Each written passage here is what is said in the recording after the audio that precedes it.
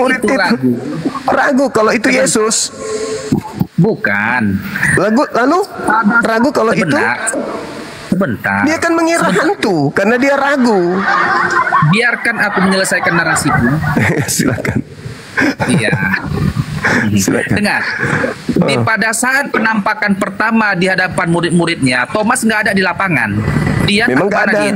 Semua murid berlarian pada saat Yesus yang ditangkap ini, dikira Yesus ini ditangkap, murid-muridnya pada berlarian. Nggak ada yang tahu setelah itu apa yang terjadi.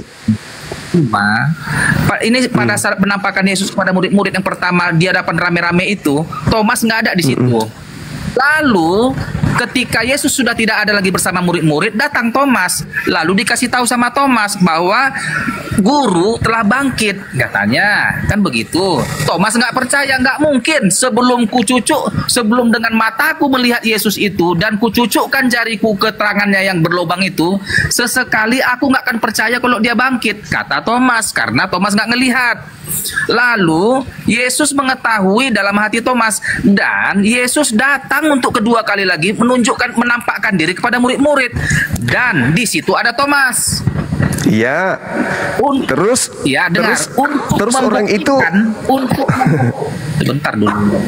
Untuk membuktikan bahwa dia bukan hantu kepada Thomas, Yesus memberikan tusuklah tanganmu ke dalam jariku dan ke perutku ini.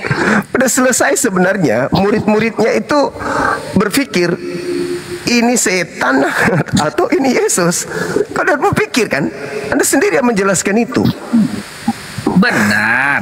Sebenarnya agar bisa saja dibuat karena begini, kan Yesus berkata, hantu tidak memiliki daging dan tulang. Tapi hantu bisa merasuki manusia. Dengar. Jawab dulu. Hantu bisa merasuki manusia enggak? Hantu bisa merasuki manusia, bisa saja. Oke. Nah, bisa. Nah, sekarang ketika itu ada hantu memasuki manusia di Gerasa pada saat di pulau pulau kemasukan setan itu. Iya, di Markus 5 ya. Nah, ada. Nah, sekarang permasalahannya adalah Yesus kepada Yahudi murid-muridnya minta waspada kepada penyesat. Memakai nama siapa? Memakai nama siapa penyesat itu? Memakai nama apa itu ya? Mesias atau Yesus? Coba kasih dulu ayatnya. Yesus Mesias, Yesus Kristus. Oke, ini enak juga dibahas ini. Iya, memang rentetannya ke situ. Nah, kenapa kemudian murid-murid ini ada yang tertipu? Karena Yesus juga mengatakan dia akan melakukan tanda-tanda yang dahsyat dan mujizat-mujizat sekiranya mungkin menyesatkan murid-murid pilihan juga. Yang pasti yang Anda harus tahu, yang keluar dari kubur itu dulu adalah oknum yang mengaku telah diberikan kuasa. Ingat ketika Yesus dicobai di padang gurun, apa katanya narasi ada nomor 13-nya? Setelah iblis mencobai Yesus, iblisnya mundur dan menunggu waktu yang tepat. Aku berkuasa memberikan kepada siapapun yang aku kehendaki. Kalau iblis berkehendak kemudian memberikan kepada orang yang mati dikutuk di atas tiang salib sebagai pengganti Yesus, bisa nggak? Bisa. Sehingga dia mengatakan, kepadaku telah diberi kuasa. Kalau itu yang memberi kuasa adalah Bapa, Tuhannya Yahudi, tolong tunjukkan dalilnya. Di mana Tuhannya Yahudi memberikan kuasa kepada Yesus? Tak akan pernah Anda temukan. Yang ada, Bung, yang ada ketika Yesus berdoa kemudian, ya Bapa, biarlah cawan ini berlalu, tetapi bukan atas kehendakku. Tuhan menjawabnya dengan apa? Dengan Tuhan mengutus malaikat memberikan kekuatan kepadanya. Dah selesai. Tidak ada dikasih kuasa. Yesus, aku kasih kau kuasa di surga di langit. Itu nggak ada. Dia cuma dikirimin malaikat. Udah. Dah. Oke, mari kita masuk ke bab berikutnya tentang waspadalah kepada penyesat yang datang dengan menggunakan namaku. Jadi premismu yang pertama mengatakan bahwa pernyataan Yesus itu merujuk pada Yesus yang bangun dari kubur, mengaku Yesus. yang kau tuduh dia bukan Yesus. Kan begitu. Sekarang tapi aku juga. berkata gini. Sekarang itu kapan? Sebentar, Juma, sebentar. Jadi, apakah ada setelah kenaikan Yesus ke surga individu yang mengaku Yesus? Ada nggak? Jauh. Saudara. Ada nggak? Ada. Dengarkan. Izinkan aku menjelaskan narasiku. Ya, aku juga akan kuterangkan bahwa yang dimaksudkan Yesus adalah. Sabar dulu, teman-teman, jangan di-chat saya dulu ya, biar saya tidak pecah konsentrasi ya. Nanti habis ini. Oke, lanjut. Oke. Aku mau bilang dan kau akan sepakat juga denganku ini bahwa yang dimaksudkan Yesus di situ akan ada yang mengaku Yesus setelah aku yang pada dasarnya dia adalah bukan Yesus. Ini merujuk pada Isa. Ini merujuk pada Isa alaihissalam. Isa alaihissalam yang sebentar dulu. Jangan diketawai.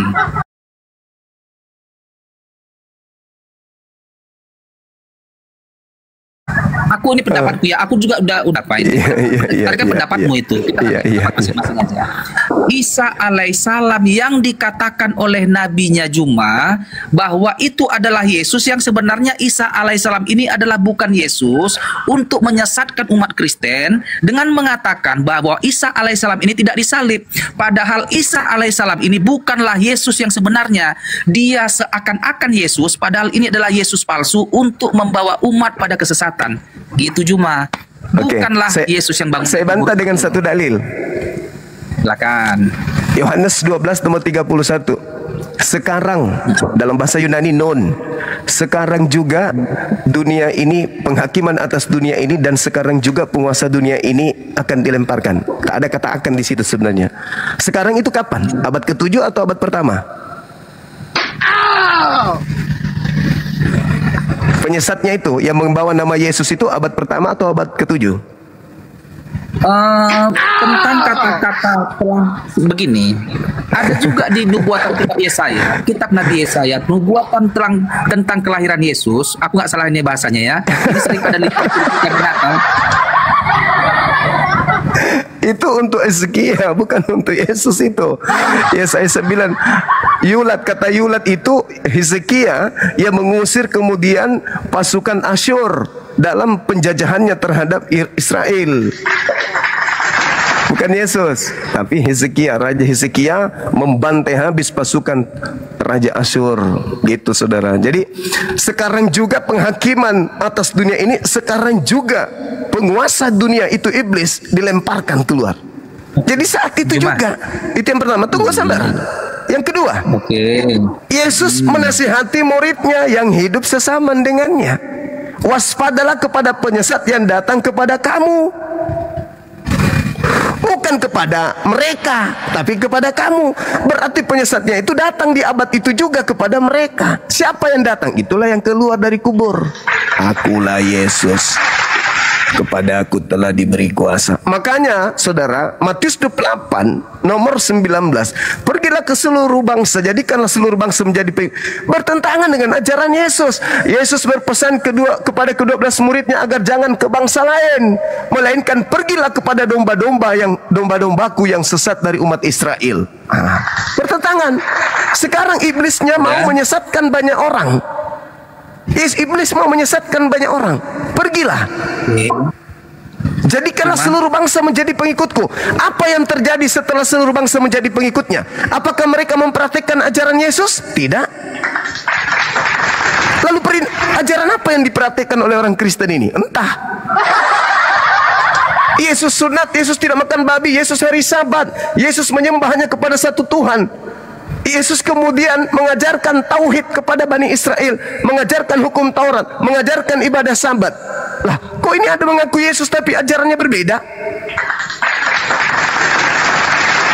Pikirkan di situ. Oke. Silakan. Oke.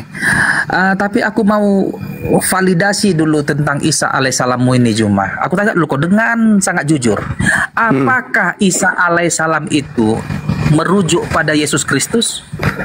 Saudara, kami tidak kenal Yesus. Dengarkan saya. Anda keliru dalam bertanya. Sebelum kami mengenal Yesus, kami sudah mengenal Isa lewat Al-Quran. Jadi kami mengenal Nabi Isa alaihissalam. Wa iskalallah ya Isa, inni mutawaffik wa rafi'uka ilayya wa mutahhiruka minal ladina kafaru. Itu yang ada dalam kami. Nah, tiba-tiba dari barat melalui penjajah ada yang datang menjual-jual Yesus kepada kami. Jadi Isa kepada kami lebih dulu datang, baru muncul Yesus dari barat. Makanya tidak ada masjid bernama Masjid Yesus, tetapi gereja bertaburan bernama Gereja Isa Al-Masih.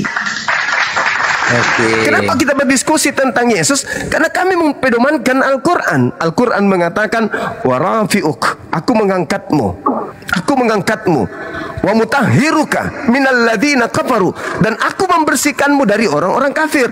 Nah, apa yang kami lakukan malam ini adalah membersihkan kemudian Nabi Isa dari tuduhan-tuduhan orang kafir kalau dia itu adalah mati keluar dari kubur jadi Tuhan. Itu yang kami bersihkan. Nabi Isa yang kalian sebut Yesus itu tidak mati. Dia panjang umur, masih hidup sampai sekarang. Dia orang suci. Tidak ada kemudian dosa yang dilakukan Yesus yang menyebabkan dia bisa mati secara terkutuk, apalagi keluar jadi hantu. Gak ada, Bang. Cuman Yesus berpesan, Nabi Isa berpesan, Al-Quran juga berpesan bahwa ada orang-orang kafir yang akan menjadikan Nabi Isa itu sebagai tumbal. Maka Nabi Muhammad datang membersihkan kemudian ajaran yang menumbalkan Yesus itu, yaitu orang-orang kafir. Dikatakan, wa mutahhiruka minal ladzina kafaru, dan aku akan membersihkan engkau dari orang-orang kafir. Sekarang kalau begini, saudara, kenapa Nabi Isa itu kemudian dalam Al-Quran diselamatkan oleh Allah? Beliau orang suci, terkemuka di dunia dan di akhirat. Lisannya berkata yang jujur. Dia mengajarkan Bani Israel untuk kembali kepada jalan yang benar. Dia mengajarkan jalan lurus menuju kepada jannah, kepada surga.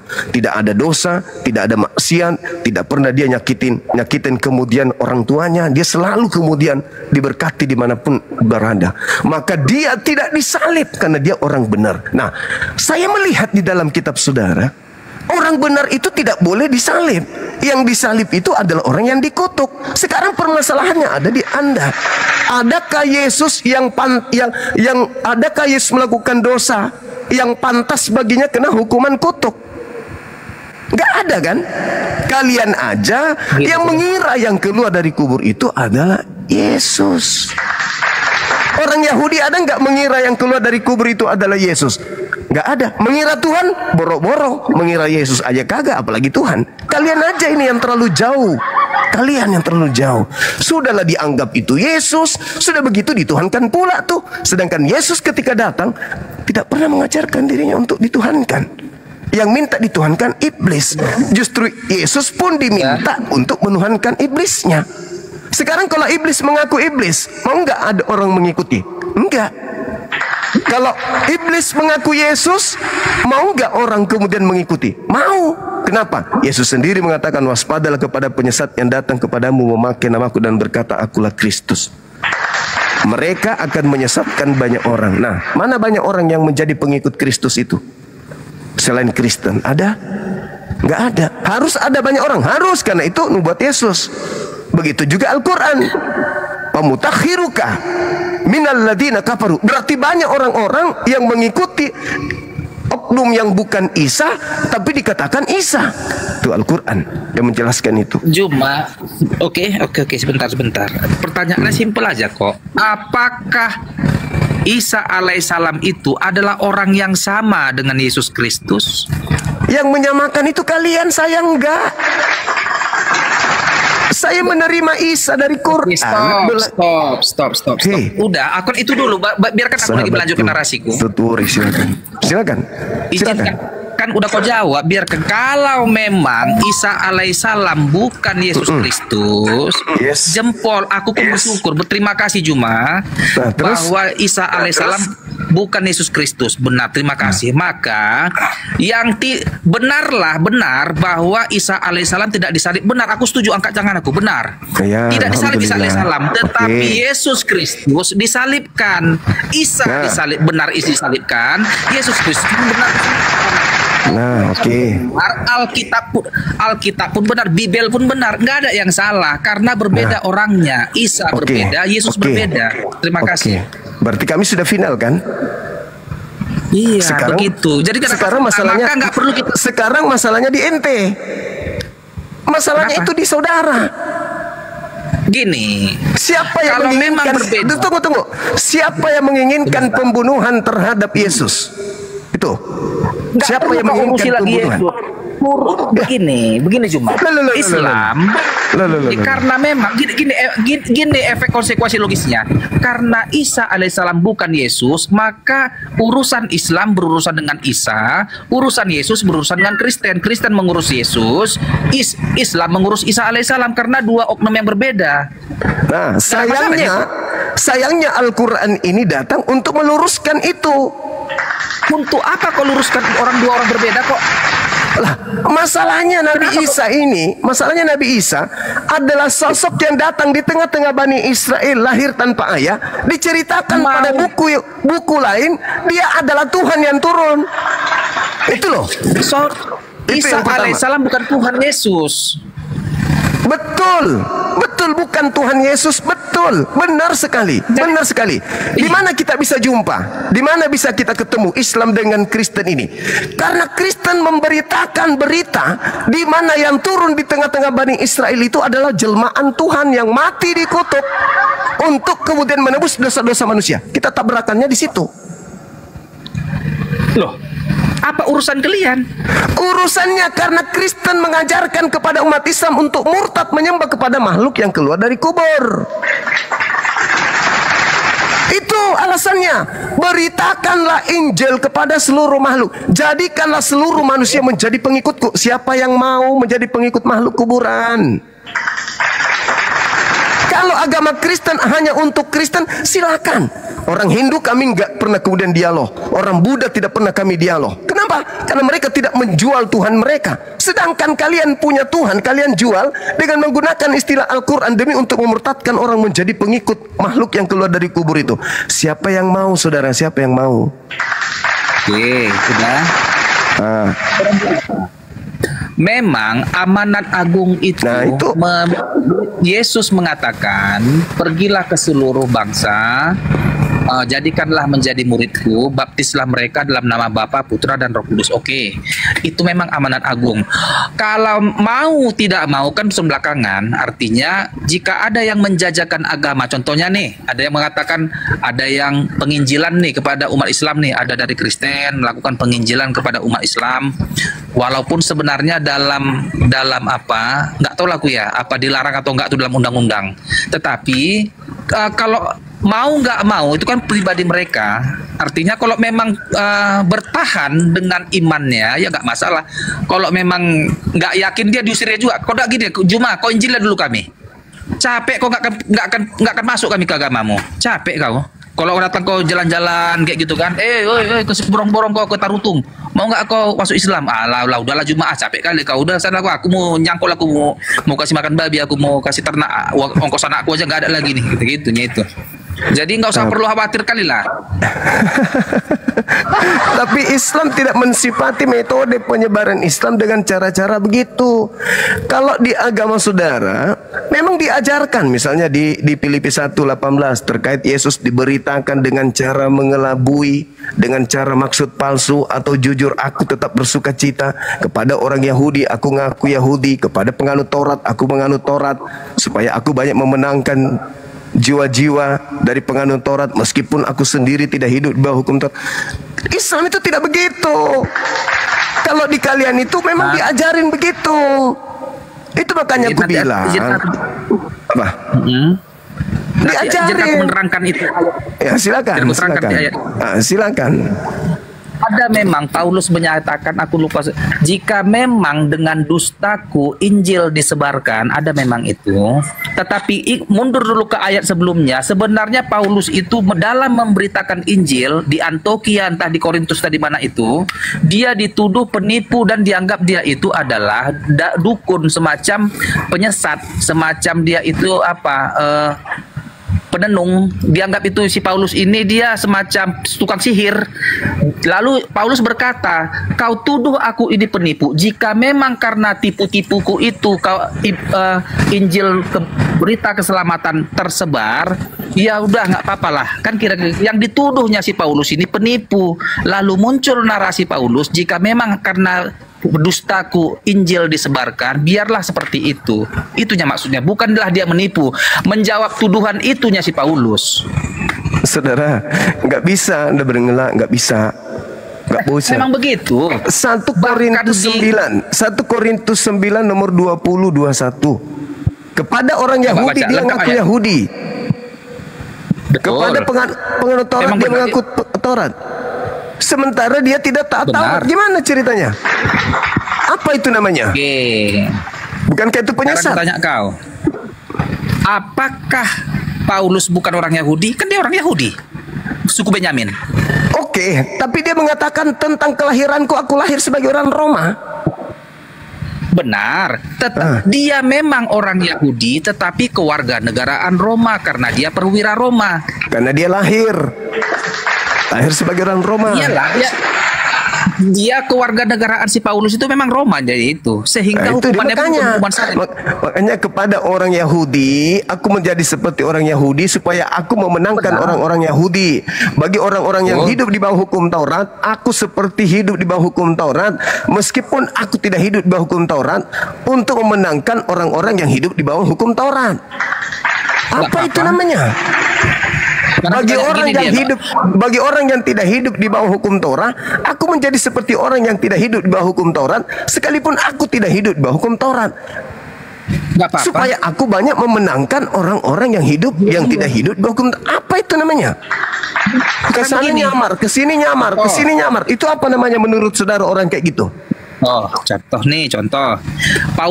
Pergilah Paulus kembali ke Yerusalem. Dan Ya. sebenarnya Paulus sudah menyatakan bahwa hukum Taurat itu bagiku adalah sampah, katanya. Artinya tidak ada lagi gunanya hukum Taurat itu, karena keselamatan bukan lagi dari hukum Taurat, tetapi dari iman akan kematian Yesus. Kan begitu. Nah, Kata siapa itu? Kata Paulus kan? benar. Kata Nah, Paulus itu hukum Taurat nggak ada lagi gunanya itu. Nah, sementara Benar Yesus itu. mengatakan untuk memperoleh hidup yang kekal jangan hilangkan Taurat. Sebentar. Biarkan Itulah yang saya katakan bahwa yang datang kepada Paulus itu bukan Yesus. Karena ajaran Yesus yang datang kepada Paulus dengan Yesus yang datang kepada Bani Israel itu berbeda. Itu makanya gue Dengar katakan dulu. itu bukan Yesus. itu kan pernyataanmu, pendapatmunya itu. Bukan. Yesus sendiri mengatakan Matius 24. Matius 24. Iya, Nomor 4. pendapatmu Nomor pribadi 5. berlaku untukmu. Iya, itu kan Enggak. kesimpulanmu. Oh, bukan. Sekarang begini. Ketika Yesus berkata, jadi apabila ada orang berkata kepadamu, ada Mesias di gurun, ada Mesias di dalam bilik, jangan kau percaya. Iya. Nah, sekarang siapa yang mengaku pernah bertemu dengan Mesias di padang gurun? Dan Yesus siapa bertemu kemudian dengan, pernah mengaku bertemu dengan Yesus di dalam bilik rahasia? Paulus menulis Bibelnya di dalam bilik rahasia, mengatakan ini dari Yesus. Berarti dia mengaku bertemu dengan Yesus. Jangan kau percaya, kata Yesus. Itu ucapan Yesus kepada pengikutnya Bani Israel. Makanya Paulus itu tidak dipercaya oleh murid-muridnya. Oke, gantian. Sekarang kau menuduh bahwa yang bertemu dengan Paulus itu adalah iblis. Mengaku Yesus. Yesus yang mengatakan itu. Tunggu sebentar. Lakukanlah pembuktian Juma bahwa itu adalah iblis. Apa indikator-indikatornya sehingga kau berkata bahwa yang bertemu dengan Paulus itu adalah iblis? Apa indikatornya? Indikatornya kan sudah jelas. Yesus mengatakan ketika ditanya oleh muridnya, "Guru, apa tanda kedatanganmu?" Tanda kedatanganku nggak bisa begitu. Lah, kan ditanya, "Guru, apa tanda kedatanganmu?" Iya, nggak bisa begitu, nggak boleh gitu, framing namanya. Itu namanya framing. Apa bukti bahwa itu adalah iblis? Dengarkan saya buktikan. Makanya saya buktikan samamu. Kata Yesus, kalau aku yang datang, aku diikuti tanda-tanda ini. Satu, aku akan nampak di tengah langit. Aku nampak sebagai anak manusia di tengah langit. Seluruh manusia akan melihat aku. Itu nanti bintang berjatuhan, matahari menjadi gelap, bulan tak bercahaya, kuasa langit berguncang. Sekarang pertanyaan saya, yang datang kepada Paulus mengaku Yesus, apakah tanda itu ada? Itu kan belum kedatangan Yesus kedua. Itu berarti bukan Yesus. Makanya dia mengatakan, jadi apabila ada orang berkata ada Mesias di sini, ada Mesias di sana, jangan kau percaya. Sebab Mesias palsu akan datang melakukan tanda-tanda dan banyak mujizat, sekiranya mungkin menyesatkan banyak orang. Camkanlah, aku telah mengatakannya kepadamu terlebih dahulu. Jadi kalau ada orang berkata ada Yesus di padang gurun, ada Yesus dalam bilik, jangan kau percaya. Sebab sama seperti kilat yang memancarkan cahaya dari timur sampai ke barat, demikianlah nanti kedatangan anak manusia. Ya, betul. Nah, apakah itu sudah terjadi? Apakah itu sudah terjadi kepada Paulus? Enggak ada. Belum. Kata Yesus percaya atau jangan percaya kalau tidak ada tanda itu? Oh, enggak begitu cara penarikan kesimpulannya. Itu yang ditanya. Jadi kalau ada orang yang datang mengaku bertemu dengan aku, jangan kau percaya. Kau jadi kau rubah. Sekarang begini Juma. Kenapa kau rubah? Sekarang begini. Silakan. Kau yang melakukan tuduhan bahwa yang bertemu dengan Paulus itu adalah iblis, maka kau harus membuktikan keiblisannya si iblis ini. Bagaimana kau membuktikan bahwa itu adalah iblis? Oke. Perbuatan apa yang dilakukan oleh si iblis ini yang menjadikan dia iblis? Oke. Jadi kalau Anda mengatakan perbuatan apa? Yang pertama, waspadalah kepada penyesat yang datang kepadamu memakai namaku dan berkata, akulah dia. Narasi iblis itu. Iya, penyesat dulu. Pertama harus mengaku Yesus dan bergelar Kristus itu dulu. Yang kedua menyesatkan. Yang ketiga dia akan melakukan tanda-tanda mujizat. Yang keempat dia disebut sebagai pembinasa keji yang sudah dinubuatkan kemudian oleh Nabi Daniel. Pembinasa keji itu akan duduk di tempat yang kudus. Apa tempat kudus itu? Utusan Rasul Tuhan. Dia dianggap Rasul, dia dianggap kemudian orang terpuji. Nah sekarang kalau Anda melihat Matius 7 ayat 15, Matius 7 ayat 15 dan 16 dikatakan bahwa dari buahnya lah engkau akan tahu. Kena di sini, kau kena di sini bang. Bentar. Kena kau di sini. Pertanyaannya, dari buahnya lah, tunjukkanlah samaku buah-buah yang dilakukan oleh si iblis itu dan si Paulus yang membuktikan bahwa dia ini iblis dan si Paulus itu adalah pengikut iblis. Tunjukkanlah buah-buah perbuatan si Paulus ini. Itu maksudmu? Yang pertama buahnya memanggil aku Tuhan. Yang kedua bernubuat pakai nama aku, bermujizat. Lah itu kata Yesus loh. Dari buahnya kau akan mengenal dia. Matius 7 nomor 15 sampai 23. Dari buahnya memanggil aku Tuhan, bernubuat pakai namaku, mengusir setan pakai namaku, bermujizat pakai namaku. Pada saat itulah aku akan berterus terang kepada mereka, enyahlah daripadaku, kalian semua adalah pembuat kejahatan, aku tidak mengenal kalian. Itu buahnya diusir. Mau cari yang mana lagi? Ada di Galatia 22, Galatia lupa aku ya ayat 22 ya, Galatia 3 ayat 22. Buah-buah roh ada itu, tetapi buah-buah roh adalah sukacita, kasih sukacita, Iya. damai sejahtera. Iya. Yesusnya yang mengatakan Itu buah dari itu penyesat buah-buah roh. itu memanggil aku Tuhan, tetapi tidak melakukan kehendak Bapa. Kasihlah aku ruang juga. Ya, silakan. Dengar, tetapi itu buah-buah roh adalah kasih, sukacita, damai sejahtera, bacalah kebaikan dan semuanya kan. Itu buah-buah roh daripada roh Allah. Tetapi buah-buah iblis adalah kebencian, pembunuhan, kekejian, fitnah, tuduh menuduh. Itulah buah-buah iblis. Saya lebih percaya. Saya lebih percaya. Buah-buah Nah, kasih aku peluang.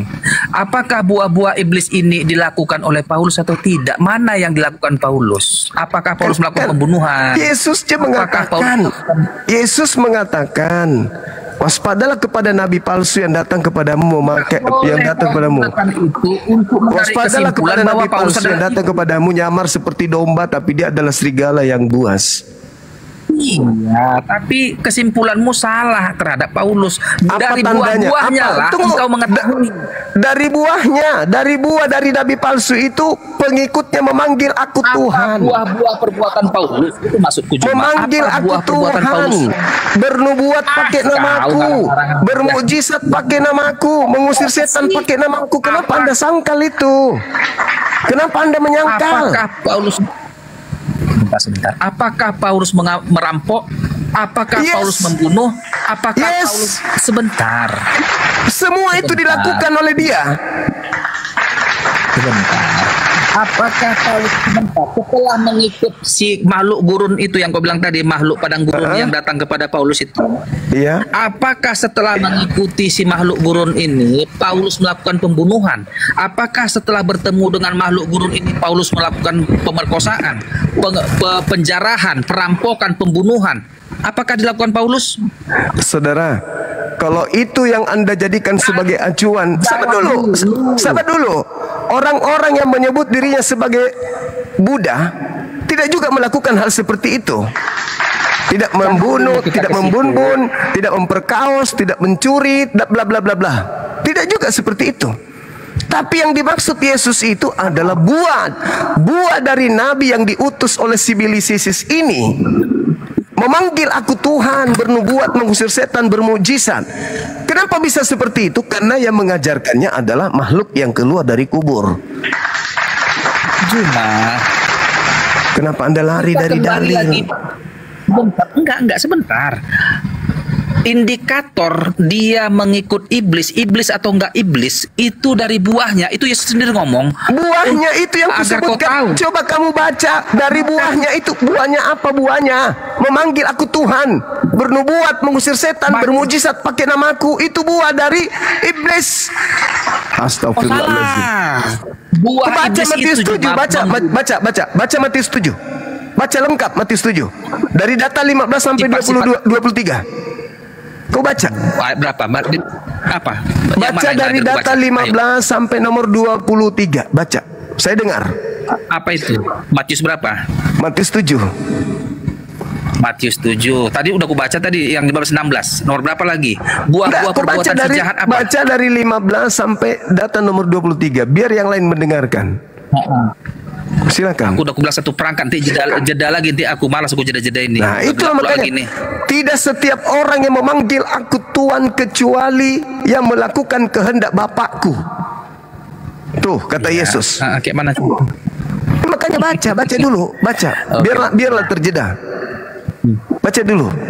Nah, Bang Juma dengar. Aku 2% udah tweet udah katanya ini. Nanti kita lanjut lagi lah ya. Enggak apa-apa. Nah, komunikasi dengan. Siap. Oke. Makasih. Malam. Malam. Lanjut. Baik. Naikkan oten yang dulu ya. Siap. Udah 2% kusarger dulu. Oke. Permisi ya, Bang ya. Oke, saudara, silakan.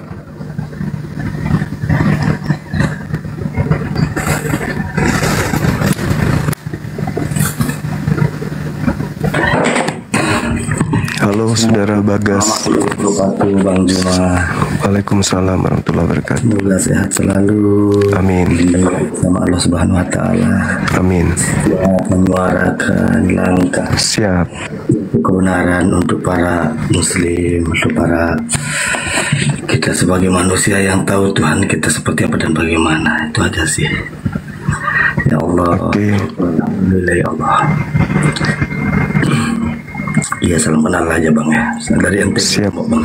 Kemarin aja itu. Saya mengharapkan bisa hadir di Lombok sebenarnya. Insya Allah Bang. Nah, di sisi lain juga kita sebagai yang dituakan sebagai kades di sini punya inisiatif sih untuk mengundang gitu. Oh iya. Au. Au. Au. Pintar juga Bang Sumaya bahasa Indonesia maksud ngomong. Pelan-pelan. Ya Allah ya Rabbi. Oke, kita naikkan saudara Oten ya Bang ya. Siap Abang, siap. Kita diskusi dengan teman-teman kita. Ya Abang, siap.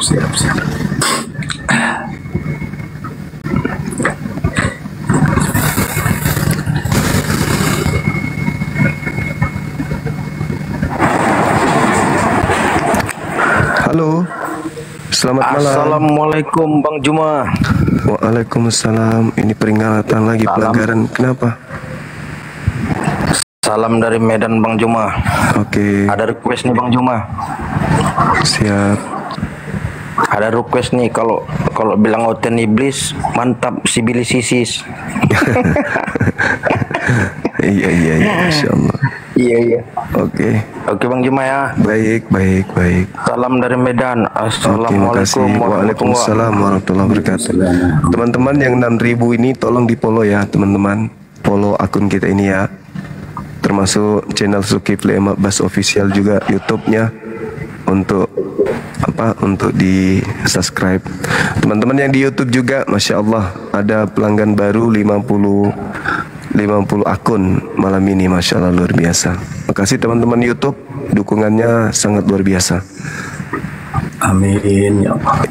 Ya, silakan kita naikkan saudara kita yang non Muslim ya. Oke Bang Juma, turunnya aja Bang Juma. Makasih. Assalamualaikum warahmatullahi wabarakatuh.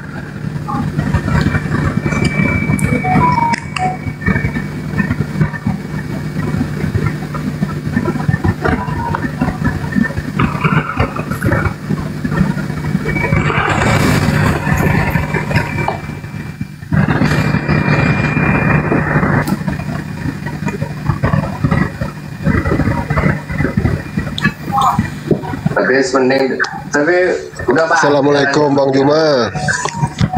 Waalaikumsalam warahmatullahi wabarakatuh. Dari Lampung Bang Juma. Ini mengikuti aja Bang. Teruskan. Ya, siap. Ya, udah itu aja Bang, turunin. Oke, makasih. Ya, Assalamualaikum. Waalaikumsalam warahmatullahi wabarakatuh.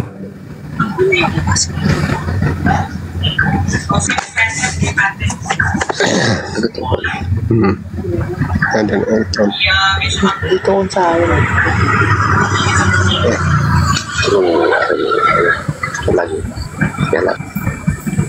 Halo saudara petani, apa kabar?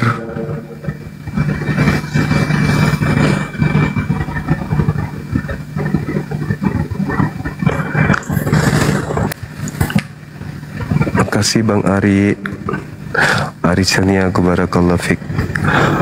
Halo, selamat malam. Selamat malam.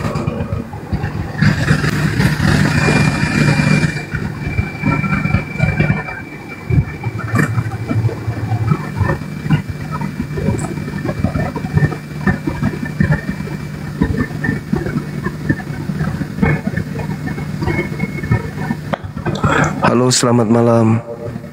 Assalamualaikum kalau Muslim.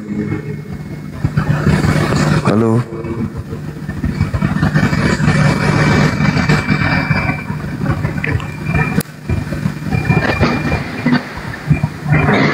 Halo, selamat malam. Halo. Assalamualaikum Bang Juma. Waalaikumsalam. Ya Bang. Izin. Ini buat muslim yang di bawah jangan dulu naik lah, jangan ganggu diskusi Bang Juma. Jangan kebanyakan muslim yang naik, biarkan Oten lah yang diskusi. Kalau muslim diam aja di bawah. Kasihan diganggu terus dari tadi saya liatin lah. Makasih Bang, makasih. Siap. Ya. Assalamualaikum Bang Juma. Waalaikumsalam warahmatullahi wabarakatuh. Halo saudara Madure. Apa kabar Bang? Selamat malam. Halo.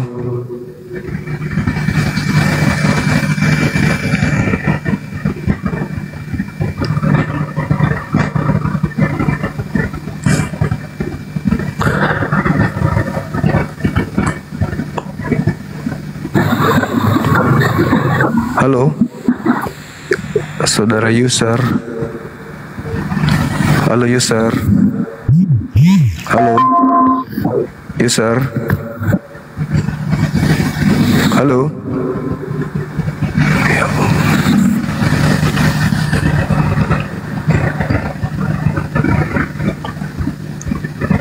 Halo, Daeng Bro. Halo.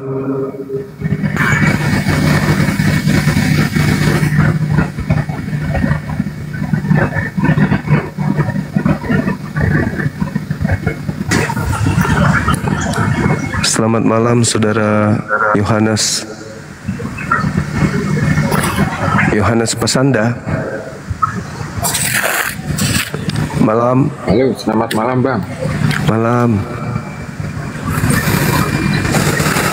Ya, gimana Bang Yoris? Dari Katolik Protestan Bang? Kamera enggak apa-apa ya? Dari Katolik atau Protestan? Saya dari Katolik. Katolik. Kalau Bang Suma ini dari mana Bang? Dari Manado. Protestan. Dulu Kristen Protestan tapi sekarang udah Islam. Hah? Masya Allah.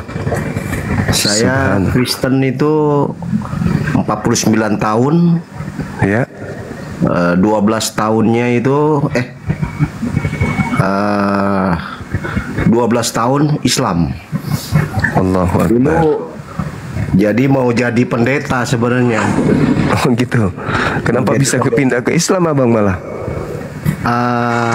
Ya saya makin dalam mendalami agama saya yaitu Kristen Protestan. Karena waktu itu saya punya jemaat ada 1.200. Oh keren Bang. Keren. 1.200 Terus. itu. Nah, kebetulan jadi saya di Mid Plaza itu kan di Sudirman itu di Jakarta Pusat itu saya sebagai front office manager. Iya. Nah, kebetulan kita ada berlima dulu sama si Joko, ada Desi. Nah, saya main gitar, saya khotbah, main gitar, main khotbah. Singkat cerita, mereka bilang, Pak Suma, waduh kalau kamu khotbah ini nggak ada sertifikat, wah repot ini. Mendingan kuliah sarjana teologi aja. Ya saya kuliah lah. Tapi sebelum saya kuliah, ya kebetulan istri kan dulunya Islam. Terus ikut saya sebagai Protestan, Kristen Protestan. Istri saya bilang, aduh saya nggak nyaman di agama kamu nih, saya mau pindah gitu. Apa-apa itu, kalau kamu mau pindah silakan. Itu hak prerogatif kamu karena ini menyangkut hati, nggak bisa dipaksakan. Iya. Istri saya 2010, saya 2013. Oh. Masya Allah. Nah, cuma memang saya tidak belajar Islam secara belajar dengan ustadz karena punya kronologis yang jelek gitu dengan ustadz itu. Makanya saya belajar ya melalui YouTube dengan Ahdi Hidayat, dengan Bang Suma juga saya dengar juga, waduh penguasaan mengenai Injil itu luar biasa, saya salut banget bener itu. Makasih Bang. Wah saya salut banget dengan Bang Suma ini, makanya saya ikut terus gitu. Saya favorit Bang Suma juga salah satu. Iya. Nah kebetulan memang setelah saya pelajari kok Yesus ini utusan tapi kok dianggap Tuhan.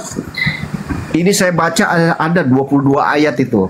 Utusan terus utusan gitu. Iya, betul. Di salah satu sisi saya agak bingung juga. Ada Yohanes 10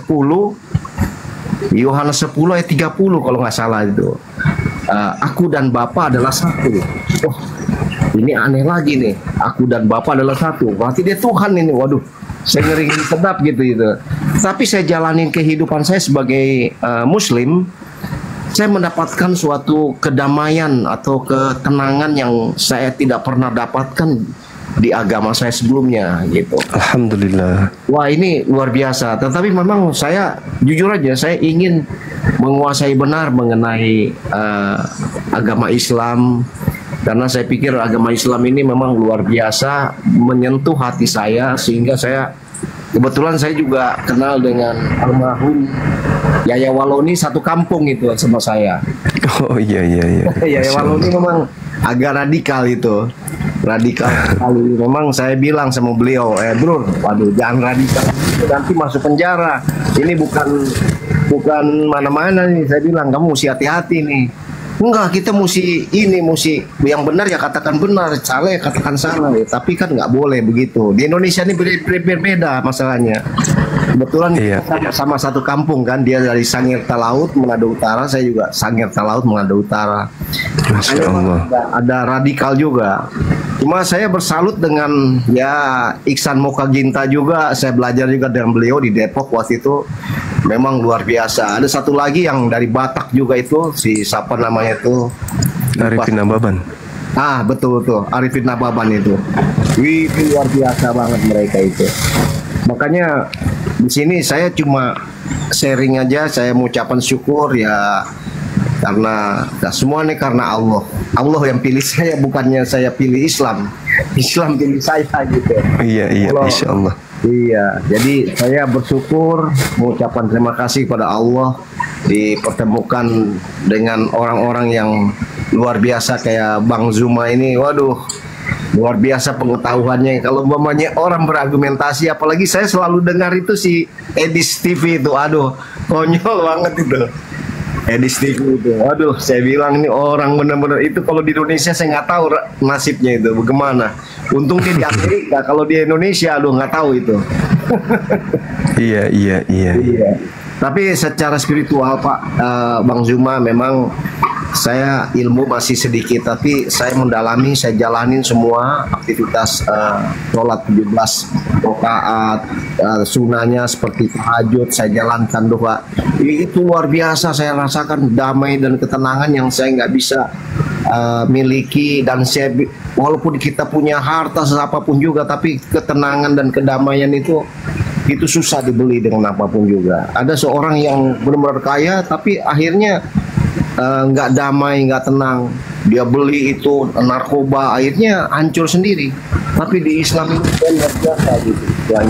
Ayat-ayat Al-Quran itu ketika kita baca itu, kedamaian itu, waduh luar biasa, saya merasakan itu. Nggak bisa Masya Allah. Nothing compare lah, nggak bisa dibandingkan dengan ini. Makanya saya bilang sama istri saya mau jadi ustadz, saya bilang. Walaupun umur saya udah tua, udah 61 tahun, tapi saya nggak peduli itu. Yang penting ilmu saya harus mumpuni, jangan sampai. Karena dulu saya memang suka khotbah, Bang Zuma. Jadi khotbah itu orang nangis kalau saya khotbah gitu, ya kan. Di jemaat saya itu 1.200 Bang Zuma di Mid Plaza itu. Masya Allah. Yang bikin strategi marketing itu saya semuanya itu. Jadi saya undang semua gini-gini ya. Dulu memang ada penyembuhan ilahi juga yang kita berikan juga ya. Tapi ya saya juga nggak tahu kenapa saya dipilih masuk Islam, saya juga nggak tahu. Jadi saya masih bisa menyembah Yesus karena ya di situ kan, kalau di Islam kalau kita tidak mengimani Yesus sebagai nabi, ya kita murtad katanya. Iya, tapi ya saya bersyukurlah itu yang belajar mengenai agama Islam ini. Tapi terima kasih dengan adanya sharing sahabat Bang Zuma ini, waduh ini luar biasa, saya bisa sharing. Mungkin ya kedepannya nih memang mesti kuliah ini nih semacam kayak apa ya, kuliah agama Islam kayaknya. Iya. Ya, kalau otodidak memang Islam agak sulit sih Bang Juma, saya lihat. Saya belajar semua sendiri-sendiri karena memang punya pengalaman pahit dengan Ustaz. Waduh. Teman saya tuh memang dari Katolik masuk Islam. Setelah dia masuk Islam, istrinya itu cantik banget, tapi tidak punya anak. Kebetulan belajar sama Ustadznya datang ke rumah, wah istrinya cocok buat saya katanya. Waduh, saya lebih ngeri gitu, makanya saya milih-milih. Teman-teman bilang, Mas Umar kalau mau cari Ustadz memang harus hati-hati, jangan sembarangan. Nah dari situ saya mesti hati-hati. Sampai sekarang sudah 12 tahun saya nggak ini. Saya lagi pilih-pilih mana ini Ustadz yang bagus, yang ini ya. Akhirnya saya online aja. Saya dengar mereka punya khotbah, saya buka itu segala macam. Tapi kurang efektif ya Bang Juma ya. Menurut Bang Juma bagaimana cara mempelajari agama Islam ini? Saya minta pendapatnya nih. Ya, kalau Islam itu memang harus punya guru, Bang. Harus yang tahu Quran. Kita nggak boleh belajar sama sembarangan karena Al-Quran itu ilmunya tinggi. Nggak boleh orang multitafsir. Harus sesuai dengan kaidah ilmu. Jadi harus berguru pada orang yang memang memahami Quran. Kalau kita berguru sama orang yang tidak tahu Quran, ya sama-sama nanti sesatnya. Harus yang betul-betul karena Al-Quran itu ilmu pasti. Al-Quran itu ilmu pasti. Apa yang diterangkan Al-Quran harus begitu. Jadi kalau cuman belajar sendiri itu juga bagus, tetapi harus memiliki sumber yang valid terkait dengan hukum-hukum yang ada. Bisa juga kalau misalnya abang ini punya waktu ya cari aja pesantren. Bisa kok masuk pesantren belajar. Oh bisa ya? Bisa. Pesantren itu kan ada kajian-kajian malam untuk dasar-dasar kepada santri dan santriwati. Di sana belajar Safinatun Najah, Riyadhus Shalihin, Bulughul Maram, Akhlaqul Karimah. Banyak materi-materi seperti itu yang bisa dipelajari kemudian di pesantren. Iya. Oh iya. Iya betul. Yayasan Ustadz Nababan juga itu bagus. Iya. Oh begitu ya Pak. Iya. Ya. Oh, terima kasih ininya masukannya nih. Saya pernah sekali masuk di pesantren yang di Cibinong itu. Yang ngajarin saya itu justru orang cacat gitu. Saya agak kaget juga waktu itu ustadznya bilang nanti Pak Suma belajar sama beliau. Memang dia cacat tapi penguasaan mengenai Al-Qur'annya. Akhirnya saya kurang tertarik gitu. Aduh, kenapa ya saya bilang nih. Akhirnya sampai sekarang memang saya lagi mencari yang terbaik lah. Karena sisa hidup saya ini ya kalau umur 61, kalau Nabi Muhammad itu umur 63, waduh, berarti 2 tahun lagi saya harus benar-benar menguasai ya Pak Bang Juma ya. Iya Bang. Iya. Oke, terima kasih Bang Juma. Makasih ya Bangku, Masya Allah luar biasa sering-seringnya. Waalaikumsalam warahmatullahi wabarakatuh. Masya Allah luar biasa. Keren.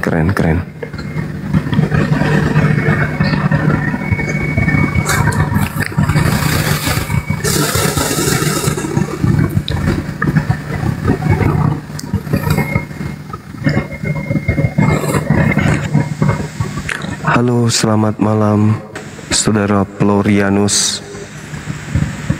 Bisa ya, selamat malam Abang Juma. Siap. Buka kamera boleh Bang? Saya lagi ngerokok nih Bang. Oh gitu. Ya, nanti baru saya bukain. Siap. Lagi ini. Baik. Ya. Ini gimana pandangan Abang terkait dengan tema ini? Siapa yang keluar dari kubur? Kalau di kami, kalaupun ada kebangkitan, sudah pasti bukan Nabi Isa alaihissalam. Karena Nabi Isa bukan yang disalib. Nah, sedangkan kalau di dalam agama Kristen itu Yesus yang disalib, menurut pandangan saudara Kristen juga Yesus juga yang bangkit. Iya. Ya, cuman ada kendala nantinya ketika diperhadapkan dengan agama Yahudi, apatah lagi diperhadapkan dengan agama Islam. Karena pencipta langit dan bumi itu menurut agama Yahudi dan Islam mustahil dibunuh. Kemudian mustahil juga dia menjadi makhluk yang keluar dari kuburan. Itu dalam pandangan agama Yudaism dan juga pandangan agama Islam. Nah, mungkin abang ini dari pihak Kristen, bagaimana menyusun sebuah kerangka berpikir yang bisa sampai kepada kami bahwa yang keluar dari kubur itu adalah Tuhan, dalam arti kata pencipta alam ini. Silakan bang. Iya, abang coba saya menyatakan bahwa memang Yesus itu bangkit ya di hari ketiga berdasarkan Markus bab 16 ayat 1 sampai 8 dan juga Lukas 24 1 sampai 12, Yohanes 20 1 sampai 10. Jadi di situ dia menyatakan bahwa setelah hari Sabat lewat menjelang menyingsing fajar pada hari pertama minggu itu, pergilah Maria Magdalena dan ia yang lain menengok kubur itu. Ya, maka terjadilah gempa bumi yang hebat, sebab seseorang malaikat Tuhan turun dari langit dan datang ke batu itu, lalu duduk di atasnya.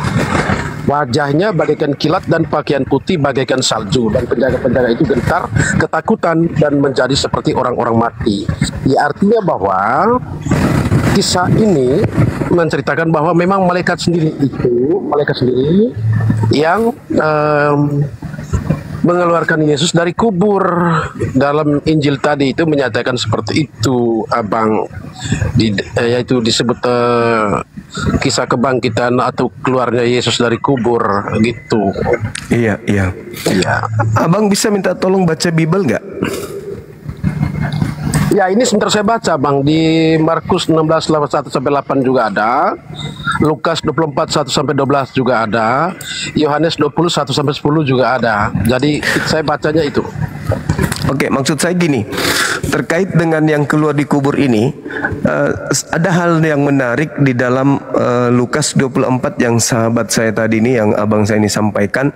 Lukas 24 di data nomor 44 itu, di situ Yesus mengatakan bahwa harus digenapi semua yang tertulis tentang aku di dalam kitab Mazmur, kan gitu ya bang ya. Harus digenapi semua yang tertulis tentang aku yang ada di dalam kitab Mazmur. Saya melihat di dalam kitab Mazmur bang, di data Mazmur 118 nomor 22. Abang boleh baca nggak sama saya, bantu saya baca? Ya bang, ini sebentar saya buka ini Mazmur 118 nomor 22. 118. Sorry, sabar bang. Iya. Nomor 22. Siap.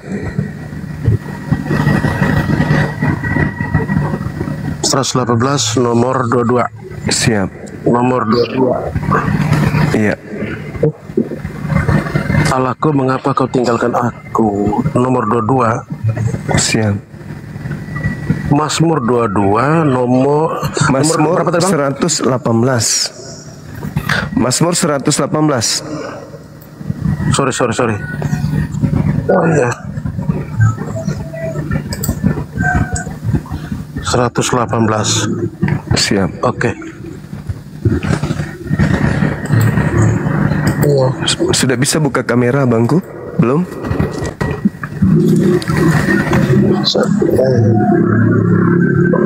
Boleh. Iya.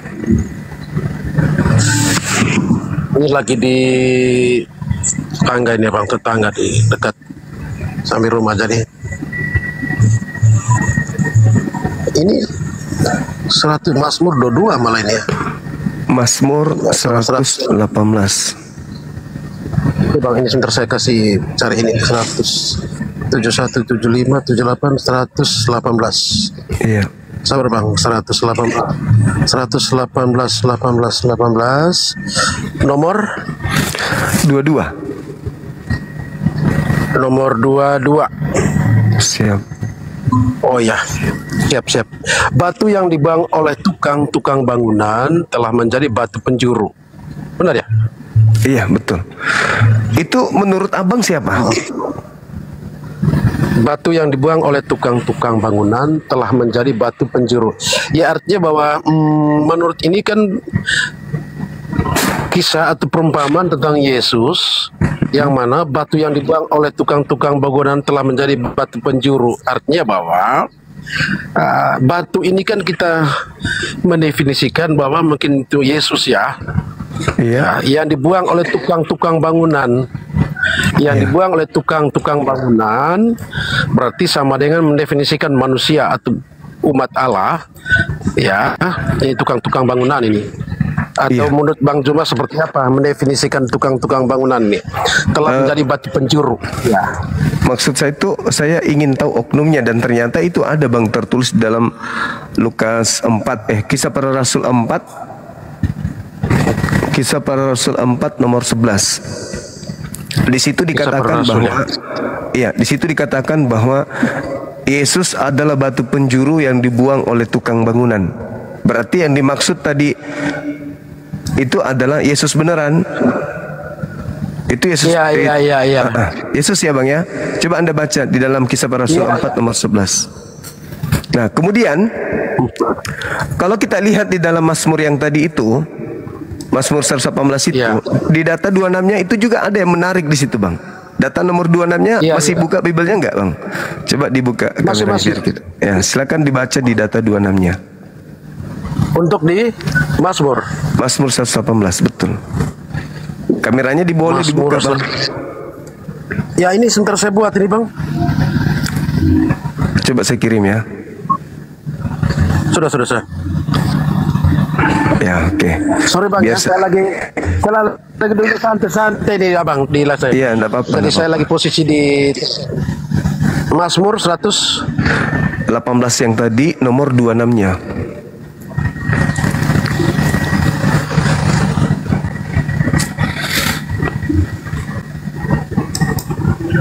Ya. Mazmur 118. Siap. Sabar Bang ya.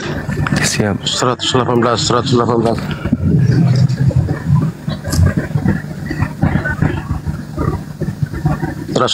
Nomor 26. Tadi kan 22. Itu berbicara mengenai batu penjuru. Nah, sekarang nomor 26. Diberkatilah dia yang datang dalam nama Tuhan. Kami memberkati kamu dari dalam rumah Tuhan. Nah, ya gimana itu Bang? Yang dipertanyakan bagaimana? Itu juga pernah terjadi untuk Yesus. Ya, ketika dikatakan diberkatilah dia yang datang dalam nama Tuhan di dalam Markus 11 nomor 9, di situ Yesus pernah dikatakan Hosana, Hosana, diberkatilah dia dalam nama Tuhan. Betul ya? Di Markus 11 nomor 9, ketika Yesus itu masuk ke Yerusalem menggunakan keledai, di situ kemudian Yesus disambut oleh masyarakat di sana, penduduk di sana dengan mengatakan Hosana, Hosana, diberkatilah dia yang datang dalam nama Tuhan. Berarti murni yang Mazmur tadi ini adalah untuk Yesus, betul Bang ya? Betul. Masya Allah. Jadi kalau yang tertulis di dalam data nomor 17-nya itu siapa Bang? Kalau itu adalah untuk Yesus, karena memang Yesus mengatakan akan digenapi tentang aku apa yang tertulis di dalam kitab Mazmur. Data nomor 17-nya itu siapa? Nomor 17 yang di Mazmur ya Bang ya? Siap. Ini kan di sini aku tidak akan mati, tetapi hidup dan aku akan menceritakan perbuatan-perbuatan Tuhan. Nah, itu siapa Bang yang Gimana, Bang? yang mengatakan aku tidak akan mati tetapi hidup? Ya, artinya bahwa di sini mungkin ini kayaknya Yesus sendiri yang mengatakan bahwa aku tidak akan mati tetapi hidup, dan aku akan menceritakan perbuatan-perbuatan Tuhan. Berarti Ya. yang mati di salib siapa? Ya, Tuhan sendiri, Abang. Jadi bertentangan Yesus dengan sendiri, Yesus. bertentangan dengan ucapannya yang di Mazmur Ayat ini. tadi, Bang. Iya. Ya, Mazmur tadi ya. Ya, di Mazmur 17, aku tidak akan mati, tetapi hidup, dan aku akan menceritakan perbuatan-perbuatan Tuhan. Mungkin kita bisa menganalisa ayat ini ya, Bang ya. Mungkin menurut Abang Joma kira-kira memang Yesus itu tidak mati ya. Iya. Sesuai ayat ini ya. Siap. Yesus tidak mati tetapi hidup. Iya. Ya, memang dalam ajaran kita, dalam ajaran Katolik ini, bahwa memang Yesus itu tidak mati, dia punya ajarannya, tidak mati, dia punya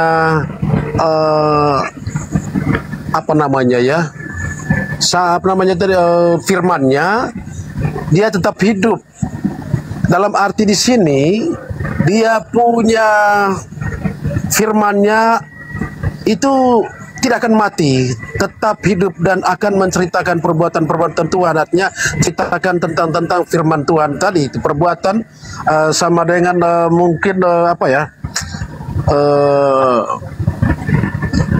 yang Tuhan ajarkan gitu, Bang Joma. Atau menurut Abang Joma kira-kira bagaimana? Kalau saya sih melihatnya, karena Yesusnya kan mengatakan harus digenapi semua yang tertulis tentang aku di dalam kitab Mazmur. Itu satu.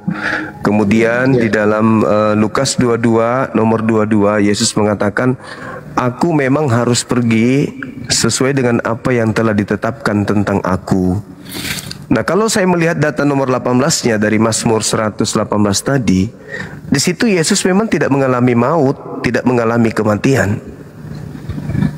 Dan juga Yesusnya berkata di dalam Yohanes 10 nomor 17-18, di situ dia katakan bahwasanya tidak ada orang yang bisa membunuh aku. Tidak ada bisa yang mencelakai aku. Bahkan dikatakan di dalam Yohanes 14, iblis sedikit pun tidak berkuasa atas dirinya. Jadi artinya ketika Yesus itu diupayakan untuk dibunuh, ya dia tidak akan mati. Dan juga Daud memang sudah menubuatkan, dan itu dikuatkan oleh khotbah Petrus di dalam Kisah para Rasul 2 nomor 29 sampai nomor 33, Bang.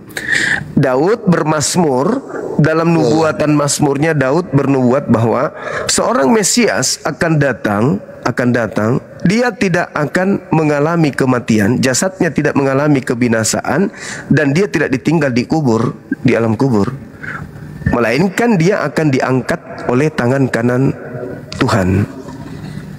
Berarti apa yang dinubuatkan oleh Daud dikutip oleh khotbah Petrus di Kisah para Rasul 2 nomor 29 sampai 33, dan juga Yesus mengatakan aku tidak akan dibunuh, tidak ada yang bisa mengambil nyawaku, melainkan aku yang menyerahkan sendiri dan aku berhak mengambilnya. Artinya bahwa ya yang disalib ini bukan Yesus, karena memang tidak memenuhi syarat. Karena syarat untuk disalib, pertama, orang itu harus melakukan dosa yang sepadan dengan hukuman mati. Yang kedua, orang ini, oknum ini memang adalah oknum yang dikutuk oleh Tuhan. Itu syaratnya. Dua syarat ini mutlak untuk disalib. Nah, sekarang Yesus orang suci tidak memenuhi syarat untuk disalib.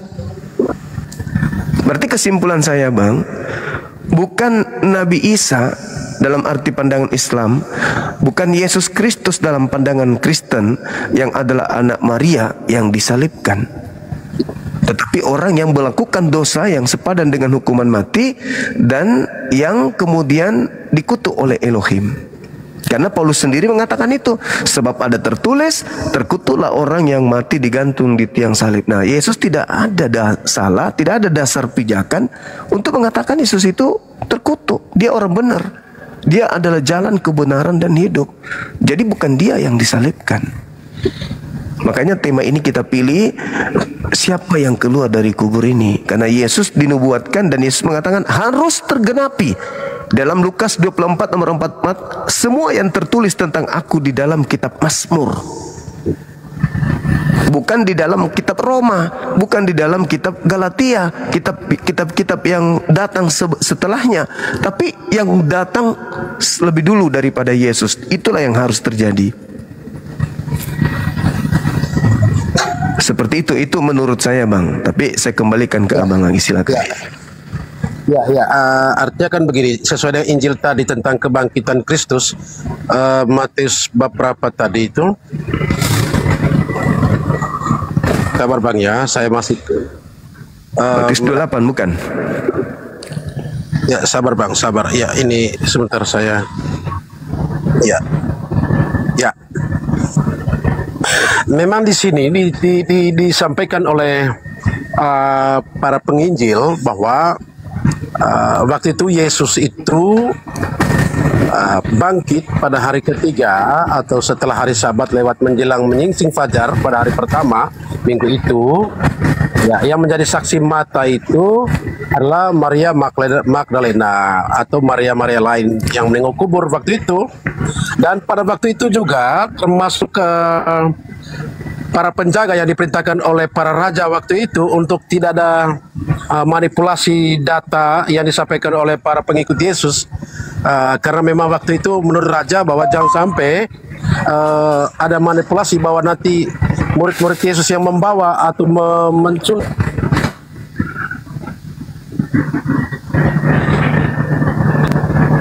Ternyata memang pada saat itu rasa tercengahkan mereka heran, rasa ketakutan dan menjadi seperti orang mati melihat situasi pada saat Yesus bangkit itu.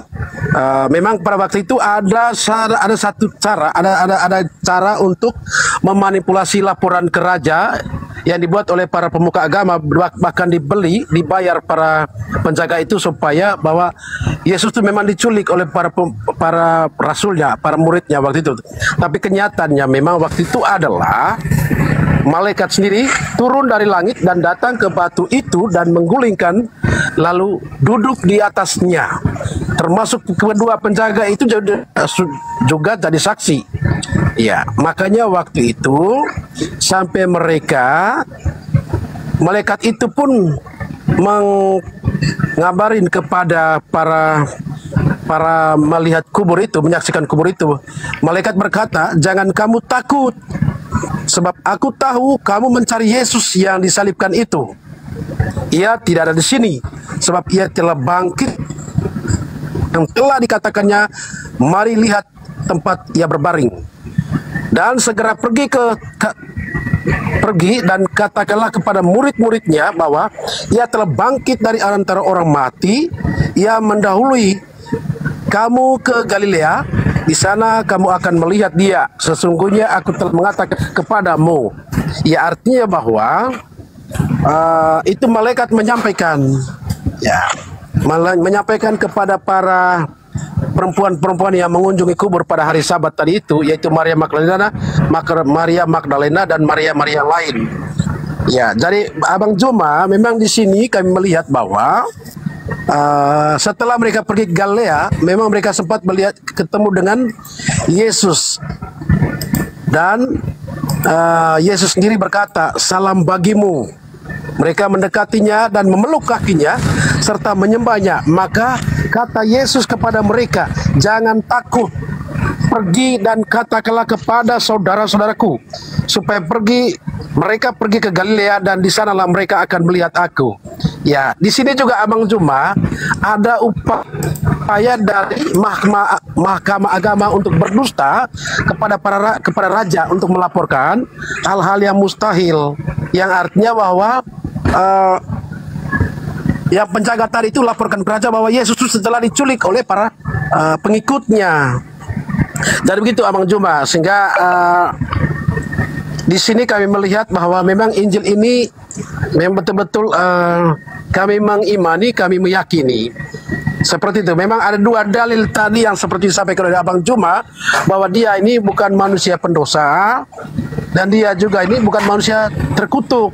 Itu betul Abang Juma, memang sepakat itu. Itu kami sepakat itu. Jadi begitu Abang, mungkin bisa dijelaskan lagi. Baik.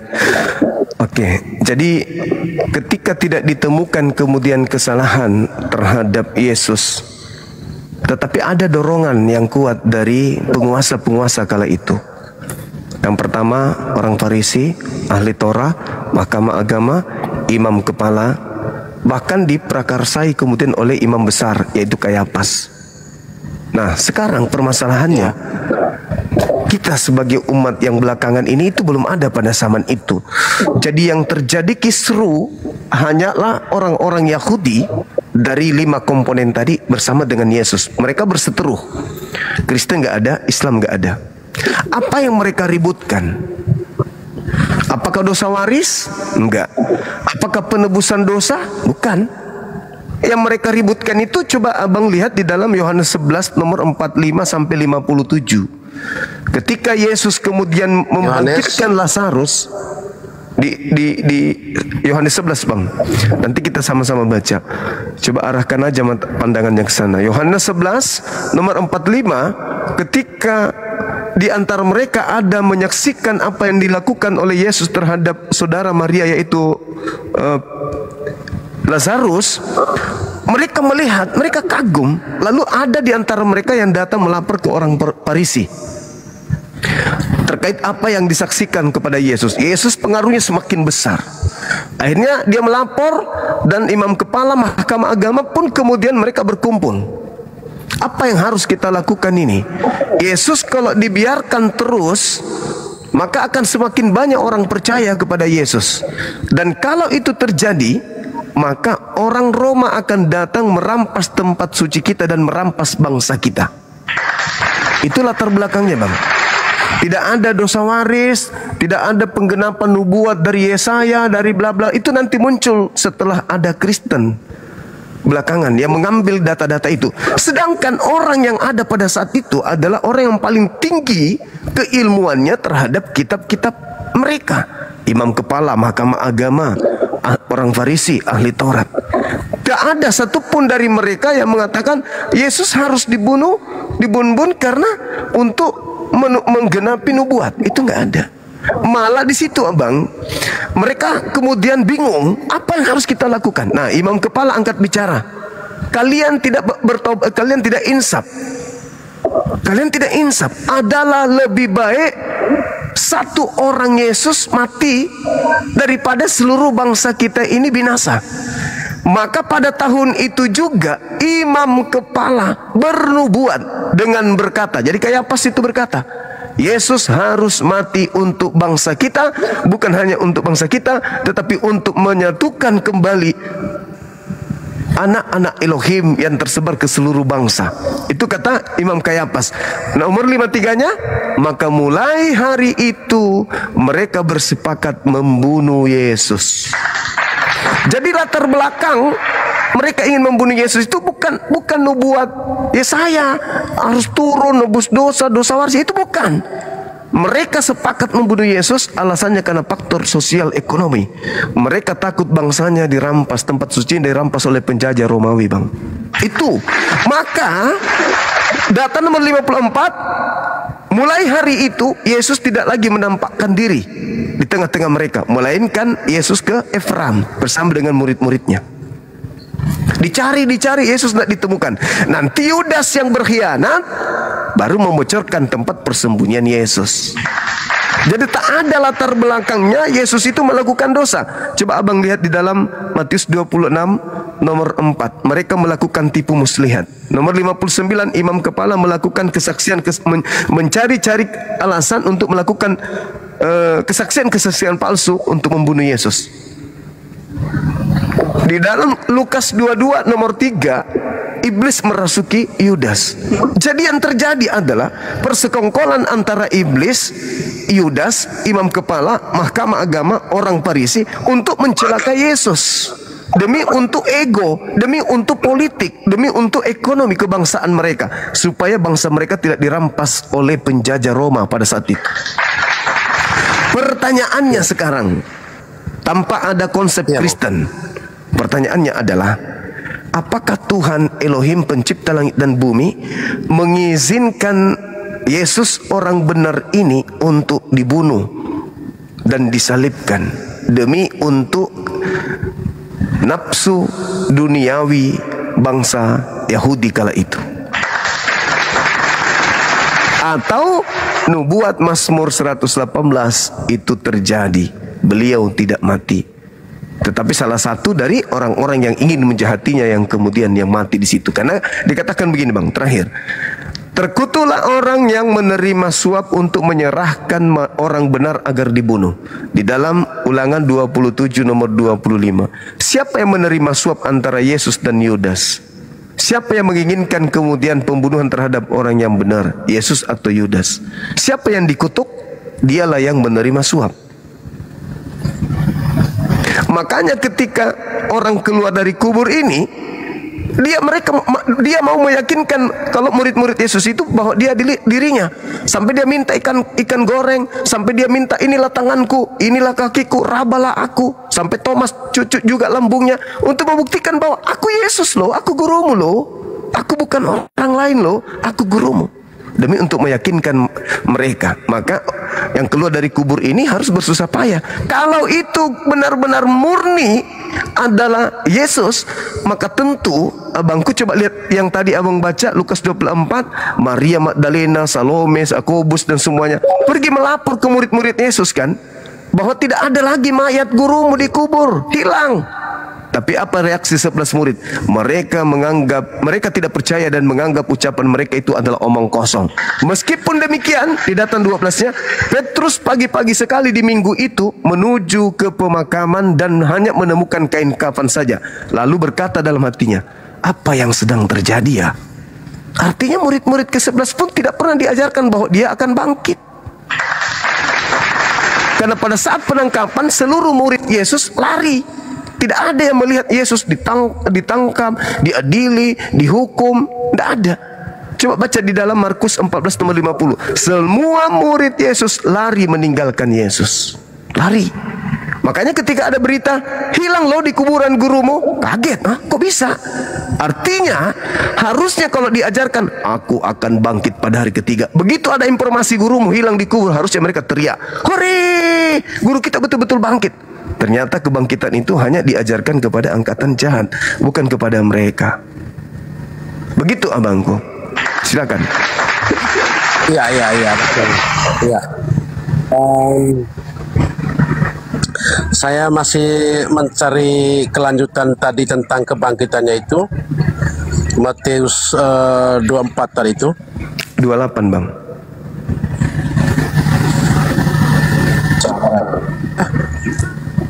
Ya, sabar bang ya. Ya, kebangkitan Yesus tanggal 8. Ya, seperti yang disampaikan oleh Abang Juma, memang betul tertera di dalam Injil Matius 28 ayat 11 seterusnya sampai 15. Ya, yang mana di situ memang ada berusaha untuk bagaimana untuk merekayasa laporan tentang kebangkitan Kristus dari kuburnya itu melalui kedua penjaga yang diutus oleh rajanya itu. Ya, di sini juga ada lanjutannya itu di Matius 28 16 sampai 20 itu juga ada. Ya, dan ke-11 Matius 28 ke 16 ayat 16, dan ke-11 murid itu berangkat ke Galilea, ke bukit yang telah ditunjukkan Yesus kepada mereka. Ketika melihat dia, mereka menyembahnya, tetapi beberapa orang ragu-ragu. Masih ada keraguan-raguan dari ke-12 rasul tadi. Matius 28 ayat 18, Yesus mendekati mereka dan berkata, "Kepadaku telah diberikan segala kuasa di surga dan di bumi. bab 19-nya, karena itu pergilah, jadikanlah semua bangsa murid-muridku dan baptislah mereka dalam nama Bapa, Anak, dan Roh Kudus, dan ajarlah mereka melakukan segala sesuatu yang telah kuperintahkan kepadamu, dan ketahuilah aku menyertai kamu senantiasa sampai kepada akhir zaman. Itu Yesus sendiri menyampaikan kepada para rasul setelah mereka ketemu di Galilea, di bukit yang telah ditunjukkan oleh Yesus. Karena itulah kisahnya tadi, seperti yang saya sampaikan kepada Abang Juma, bahwa Matius 28 ayat 1 sampai 10 itu memang kisah tentang kebangkitan Kristus. Itu di Matius tadi. Ya, jadi Abang, ya artinya bahwa di dalam Injil ini kami melihat, kami memaknai bahwa memang ada campur tangan Tuhan di dalam peristiwa kebangkitan Kristus, seperti yang dituliskan di dalam Matius 28 ayat 9. Tiba-tiba Yesus berjumpa dengan mereka dan berkata, salam bagimu. Ya, itu berarti Yesus sendiri sudah bangkit. Nah, tetapi di situ kisahnya memang ada campur tangan Tuhan melalui malaikat tadi. Terjadilah gempa bumi yang hebat sebab seorang malaikat Tuhan turun dari langit dan datang ke batu itu dan menggulingkan lalu duduk di atasnya. Matius 28 ayat 2. Lalu Matius 28 ayat 3 lanjutannya, wajahnya malaikat itu bagaikan kilat dan pakaian putih bagaikan salju. Nomor 4, dan penjaga-penjaga itu gentar ketakutan menjadi seperti orang mati. Penjaga yang diperintahkan oleh raja tadi untuk melihat dan menyaksikan seperti apa yang Yesus katakan bahwa ia pada hari ketiga bangkit pada hari ketiga. Di situ secara terpatri betul bahwa kedua penjaga yang diperintahkan oleh raja untuk jaga tentang kebangkitan Kristus. Tapi kedua penjaga tadi itu ya sudah rasa ketakutan berat karena memang di situ wajah malaikat yang datang untuk bagaimana Yesus bangkit bagaikan kilat dan pakaian putih bagaikan salju. Itu Matius 28 ayat 3. Dan Matius 28 ayat 4 itu, penjaga-penjaga itu gentar ketakutan dan menjadi seperti orang mati. Akan tetapi malaikat itu berkata kepada perempuan itu, jangan kamu takut, sebab aku tahu kamu mencari Yesus yang disalibkan itu. Malaikat itu berkata, ia tidak ada di sini sebab ia telah bangkit sama seperti yang telah dikatakannya. Malah kita lihat tempat ia berbaring. Artinya malaikat itu sendiri mengajak perempuan tadi untuk masuk ke dalam, melihat bahwa di dalam memang hanya ada kain kafan. Jadi seperti itu Abang Juma, memang terpati 10 memang itu ada kisah kebangkitan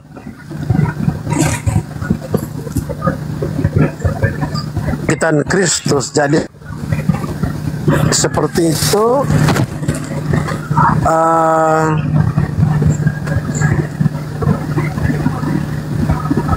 dalam dalilnya memang ada di dalam Injil sendiri gitu, maksudnya atau apa, tapi tangan Tuhan ada malaikat sendiri yang datang. Itu Matius 28 ayat 2 sampai 3 di situ. Matius 28 ayat 2 sampai 3. Nah, itulah malaikat campur tangan untuk bagaimana Yesus bangkit dari kubur. Itu Abang Juma. Jadi mohon dimaafkan kalau memang ada kekurangan. Teman-teman yang melihat live ini juga, ketika saya punya pernyataan ini masih keliru, mohon dimaafkan karena saya bukan pakar teologi, bukan pakar filsuf menyangkut tentang ini, tapi saya hanya membaca di dalam Injil yang kami pegang ini. Jadi seperti itu Abang Juma, masih banyak Injil-Injil atau kisah para rasul atau Mazmur atau perjanjian lama atau perjanjian baru yang lain masih ada sangkut paut dengan Injil, dengan kisah ini. Tapi seperti itulah Bang Zuma, saya melihat di kisah kebangkitan Yesus saja di Matius 28 1-10. Terima kasih ya Bang. Ya, sama-sama Abang Florianus. Jadi ada kebangkitan, kemudian ada Yesus Kristus. Nah, sedangkan anak Maria sendiri meminta kepada murid-muridnya agar waspada kepada penyesat yang datang setelah dia memakai namanya dan berkata, "Akulah Kristus." Itu yang pertama. Yang kedua, Bang, ketika Yesus kemudian didatangi oleh orang-orang Farisi di Matius 12 nomor 38 sampai nomor 40, Yesus berkata, "Angkatan jahat minta satu tanda, dan tidak akan diberikan satu tanda apapun kepada mereka selain tanda Yunus. Sebab Yunus 3 hari 3 malam dalam perut ikan, begitu juga anak manusia akan berada dalam perut bumi selama 3 hari 3 malam." Artinya, kebangkitan pada hari ketiga itu adalah tanda untuk angkatan jahat. Itu. Sedangkan kalau abang tadi membaca di dalam Lukas 24, mulai dari data nomor 6, 7, 8, 9 sampai yang ke-11, ke-12, itu murid-muridnya tidak percaya tentang kebangkitan hari ketiga itu. Murid yang asli tidak percaya, karena memang mereka tidak diberi tanda. Tanda kedatanganku adalah aku keluar dari kubur. Itu nggak ada tanda itu. Murid-murid Yesus beda tandanya. Ketika Yesus memberi tanda kepada muridnya yang asli, tandanya aku akan nampak di tengah langit, bukan keluar dari kubur. Aku akan nampak di tengah langit. Ketika di dalam Matius 24 ditanya sama muridnya di Bukit Zaitun, "Guru, apa tanda kedatanganmu?" "Tanda kedatanganku, aku akan nampak di tengah langit dan seluruh manusia akan melihat aku." Itu tanda untuk angkatan yang benar. Angkatan jahat, tanda untuk mereka adalah keluar dari kubur pada hari ketiga. Jadi antara tanda kepada angkatan jahat dan tanda kepada angkatan yang benar itu berbeda. Nah, di mana posisi Kristen? Posisi Anda berada pada keluar dari kubur hari ketiga. Padahal itu adalah tanda untuk angkatan jahat. Kenapa harus menggunakan kubur? Karena di dalam kitab Yesaya 12 sampai 15, yang masuk ke alam kubur itu adalah iblis. Iblis itu bergelar apa? Bergelar Lucifer, Helal ben Zakar dalam bahasa Ibrani.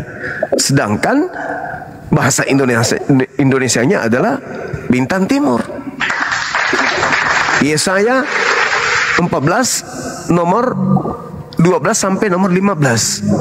Iblisnya ingin naik menyamai Tuhan ke awan-awan. Tapi apa kata Tuhan dalam nomor 15-nya? "Sebaliknya ke dunia orang mati, aku masukkan engkau sampai ke liang kubur."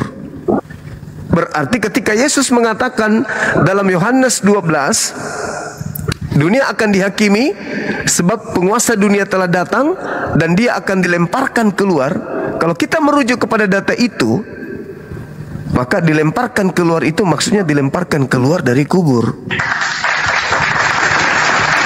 Penguasa dunia, Yesus berkata, penguasa dunia ini telah datang dan dilemparkan keluar. Penguasa dunia itu siapa? Iblis. Dilemparkan keluar, keluar dari mana? Ya keluar dari tempat di mana dia dibuang, yaitu di dalam alam kubur. Makanya keluar hari ketiga dari kubur itu adalah tanda untuk angkatan jahat. Sedangkan Yesus sendiri, Petrus mengatakan bahwa di Kisah Rasul 2 nomor 29 sampai 33, Yesus ini menurut Daud jasadnya tidak mengalami kematian, tidak ditinggal di kubur, dan dia diangkat oleh tangan kanan Elohim ke atas. Berarti yang berkata di Mazmur nomor 17 tadi, dari Mazmur 180, "Aku tidak akan mati," itu adalah Yesus. Lalu yang mati ini siapa? pelaku dosa yang sepadan dengan hukuman mati yang dikutuk oleh Elohim. Apakah Yesus dikutuk oleh Elohim? Mustahil. Kalau iblis dikutuk nggak sama Elohim? Dikutuk. Lah, tapi kan misalnya kalau dia Yudas, kok dia iblis? Memang Yohanes 6 nomor 70, Yesus pernah mengatakan Yudas itu iblis. Nah, Yesus mengatakan Yudas iblis.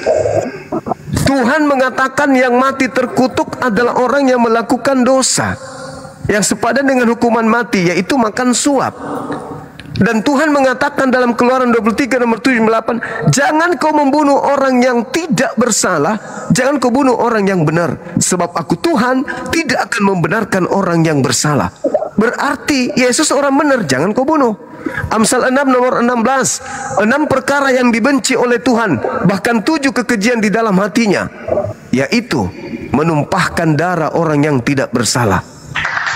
Berarti menumpahkan darah Yesus yang tidak bersalah, apalagi sampai membunuhnya, bukan menebus dosa, tetapi membangkitkan dosa, karena melanggar firman Tuhan. Nah, sedangkan Kristen ini muncul belakangan ketika tragedi penyaliban itu ternyata dilatar belakangi oleh kecemburuan orang Yahudi terhadap kesaktian Yesus, sehingga mereka takut orang Roma datang merampas tempat sucinya. Lantas Yesus itu kemudian berusaha disalibkan, namun Tuhan tidak mengizinkannya. Yang disalibkan adalah Dia yang diserupakan, di mana dikatakan bahwa yang diserupakan itu adalah pernah terjadi. Markus 16 nomor 12, Markus mengatakan, dan Yesus menampakkan diri kepada kedua muridnya dalam rupa yang lain. Rupa lain. Dari mana Markus tahu kalau itu Yesus?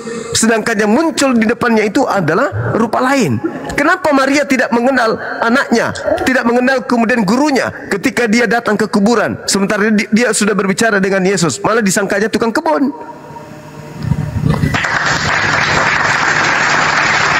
Kenapa murid-muridnya kemudian kaget mengira melihat hantu? Sampai-sampai orang itu mengatakan, inilah aku, rabalah aku, inilah kakiku. Ada apa dengan kalian? Adakah di antara kalian memiliki makanan? Dikasih ikan goreng. Apa tujuannya? Karena mereka ragu. Mereka takut, ini siapa? Mereka ragu. Makanya ada perselisihan di dalam Kisah Para Rasul 25 nomor 19. 25 nomor 19. Mereka berselisih paham tentang seseorang yang bernama Yesus. Ada yang mengatakan dia sudah mati, tetapi Paulus mengatakan dia masih hidup. Berselisih paham. Maka pada kesimpulannya, menurut pandangan saya, Bang, sebagai orang yang belajar Bible, belajar tapi tidak sekolah resmi, cuman belajar, saya katakan bahwa tidak pantaslah Yesus itu mati dibunuh oleh penjahat-penjahat pada saat itu. Dan pantaslah Yesus manusia suci ini gara-gara iblis dia mati. Karena Yesus sendiri mengatakan, iblis sedikit pun tidak berkuasa atas diriku. Terakhir, Bang. Terakhir. Ketika Yesus dicobai oleh iblis di padang gurun, di data Lukas 4 nomor 6 dan seterusnya. Iblis datang mencobai. Apa kata iblis? Yesus, jika kau menyembah aku, segala kuasa akan aku berikan kepadamu, sebab aku berkuasa memberikan kepada siapapun yang aku kehendaki. Yesus tidak terima itu, Bang. Yesus tidak terima kuasa dunia itu. Tidak mau Yesus. Malah di data nomor 13 ini dikatakan, setelah iblis mencobai Yesus, iblis mundur dan menunggu waktu yang tepat. Jadi Yesus tidak menerima kuasa di bumi. Nah, sedangkan yang keluar dari kubur, dia mengatakan, kepadaku telah diberi kuasa. Ini siapa ini? Kalau Yesus anak Maria nggak terima. Ada yang menerima, dan iblis memang mengatakan, dan aku berkuasa, aku berhak, aku berkuasa memberikan kepada siapapun yang aku kehendaki.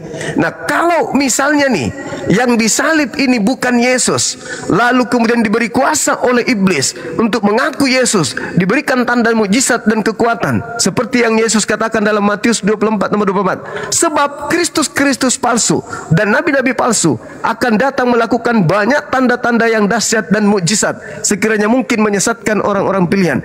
Sekiranya yang keluar ini adalah Kristus palsu dengan kekuatan yang dahsyat dan mukjizat yang dahsyat untuk menyesatkan murid-murid Yesus, apakah itu tepat dengan nubuatan itu? Tepat. Apalagi Yesus mengatakan mereka akan menyesatkan banyak orang. Siapa mereka ini? Oknum penyesat yang mengaku Yesus Kristus. Di mana tertulis? Matius 24 nomor 4, nomor 5 dan seterusnya.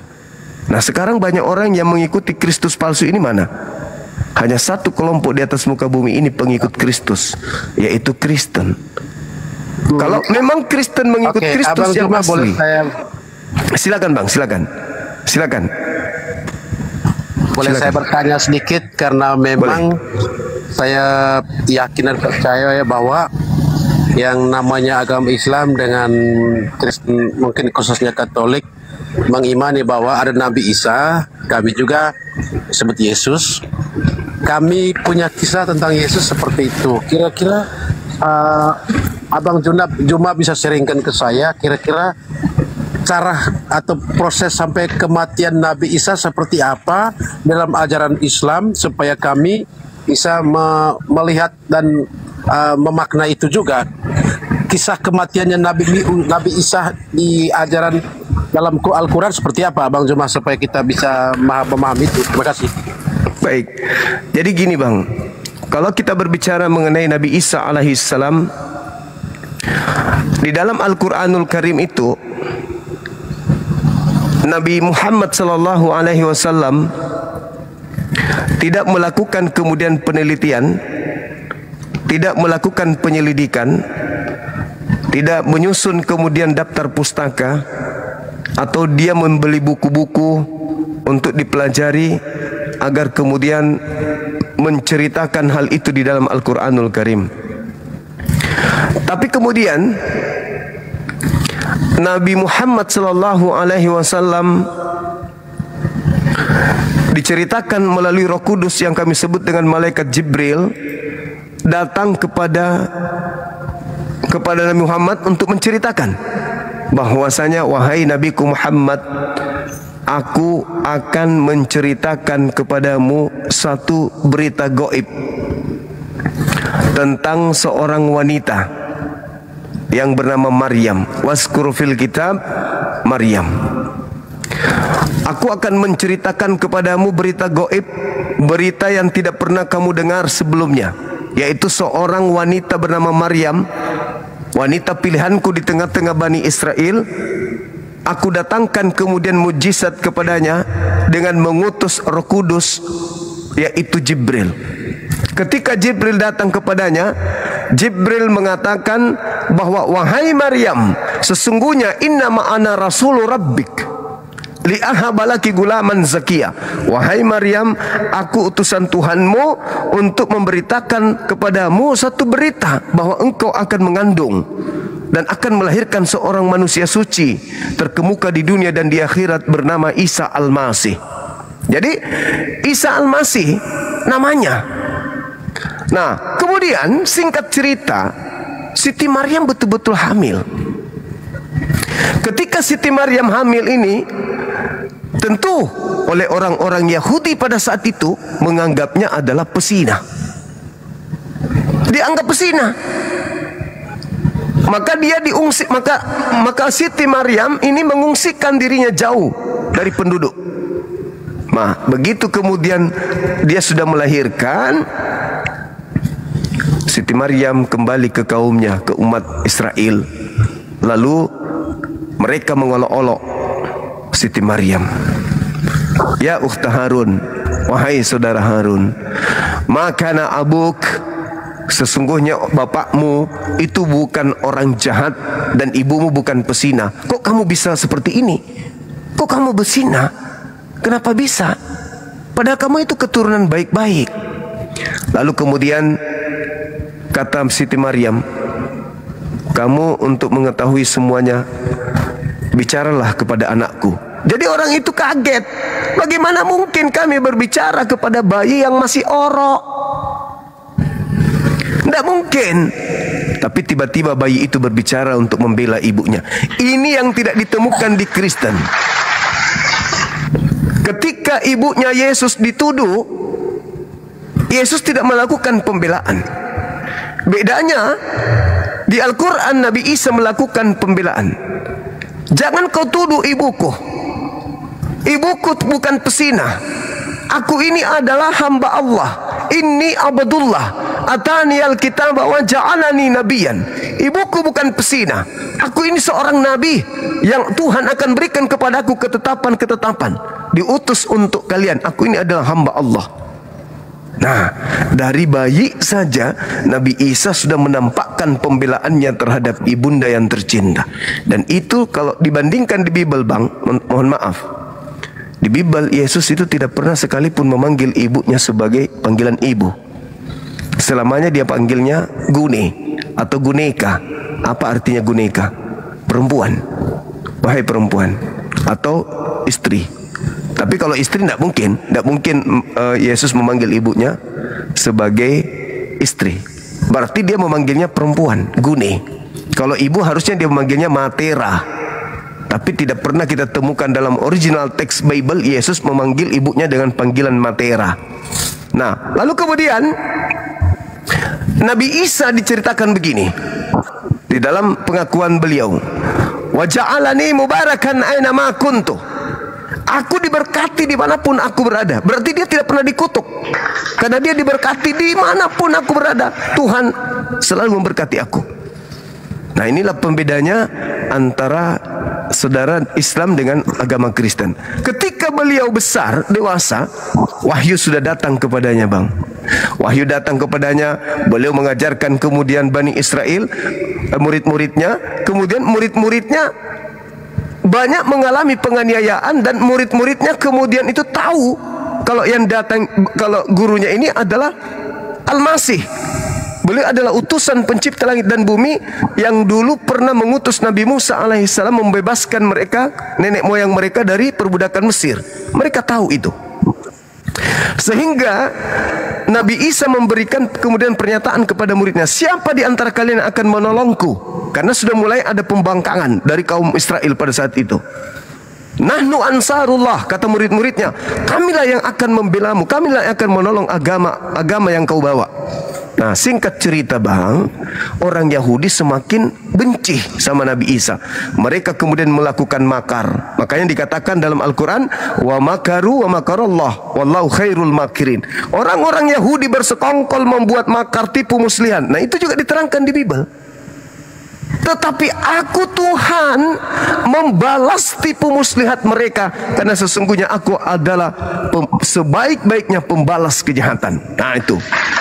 Sehingga mereka bersekongkol membunuh Nabi Isa, justru dibalikkan. Mereka yang menjadi sesat.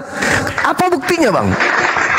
Kalau abang kan Al-Quran mengatakan wa qaulihim, karena ucapan mereka terhadap nabiku dan juga tindakan mereka untuk membunuh, menyalibkan nabiku. Wa ma qatalu wa ma salabu walakin subbiha lahum. Mereka berusaha membuat makar untuk menyalibkan, untuk membunuh, tetapi sesungguhnya yang mereka bunuh adalah orang yang diserupakan bagi mereka. Nah, kesimpulannya Nabi Isa alaihissalam itu diangkat. Mereka membuat tipu muslihat, mereka membuat kesaksian palsu untuk membunuh Yesus. Apakah pencipta langit dan bumi itu diam aja? Tidak. Bible juga mengatakan itu tidak. Ketika dikatakan wa makaru wa makarallah, mereka membuat makar, ternyata Al-Quran mengatakan inni mutawaffik wa rafi'uka, aku mengambilmu wahai Isa, aku mengangkatmu ke atas karena engkau mau dianiaya oleh Bani Israel. Ternyata di Lukas 22, Bang, sebelum penangkapan Yesus berdoa semalam-malaman. Dia menjauh dari murid-muridnya, lalu dia berdoa semalam-malaman. Katanya dia mengangkat tangan, Bapak, biarlah cawan ini berlalu daripadaku, tetapi bukan atas kehendakmu, kehendakku, tapi atas kehendakmu lah yang berlaku. Maka malaikat Tuhan turun dari langit menemui Yesus dan memberikan kekuatan kepada Yesus, sehingga dia ketakutan dan semakin bersungguh-sungguh dia berdoa sampai peluhnya seperti titik darah yang menetes ke tanah. Malaikat di bawah turun ke bawah untuk apa? Untuk menolong Yesus. Nah, itu juga dijelaskan oleh nubuat Daud yang dihotbahkan Petrus yang saya sebutkan tadi, bahwa seorang Mesias yang dinubuatkan oleh Daud, jasadnya tidak mengalami kematian, tidak ditinggal dikubur. Kisah Para Rasul 2 nomor 29 sampai nomor 33. Melainkan jasadnya ini diangkat oleh tangan kanan Elohim, artinya malaikat. Nah, lebih pantas kemudian, lebih cocok yang disalib itu adalah penyesat, yang disalib itu adalah pelaku dosa, yang disalib itu adalah yang dikutuk Elohim. Titik, tutup perkara. Jadi cerita itu baik Al-Quran maupun kisahnya orang Yahudi ditutup. Nabi Isa tidak disalib, selesai. Beberapa tahun kemudian muncullah aksi-aksi yang dikatakan wa makaru wa makarallah wa qaulihim, aku balas mereka. Nah, itulah yang dikatakan Yesus juga, bahwasanya waspadalah kepada penyesat yang datang kepadamu memakai namaku dan berkata akulah Kristus. Saatnya sudah dekat, jangan kamu percaya. Maka mulailah kemudian tahun 52 Paulus mengaku bertemu dengan Yesus. Yesus terangkat tahun 33. Mulailah kemudian Lukas ditulis, Markus ditulis, Yohanes ditulis. Itu mulai dari tahun 52 sampai tahun 100-an lebih, 110. Lahirlah Katolik,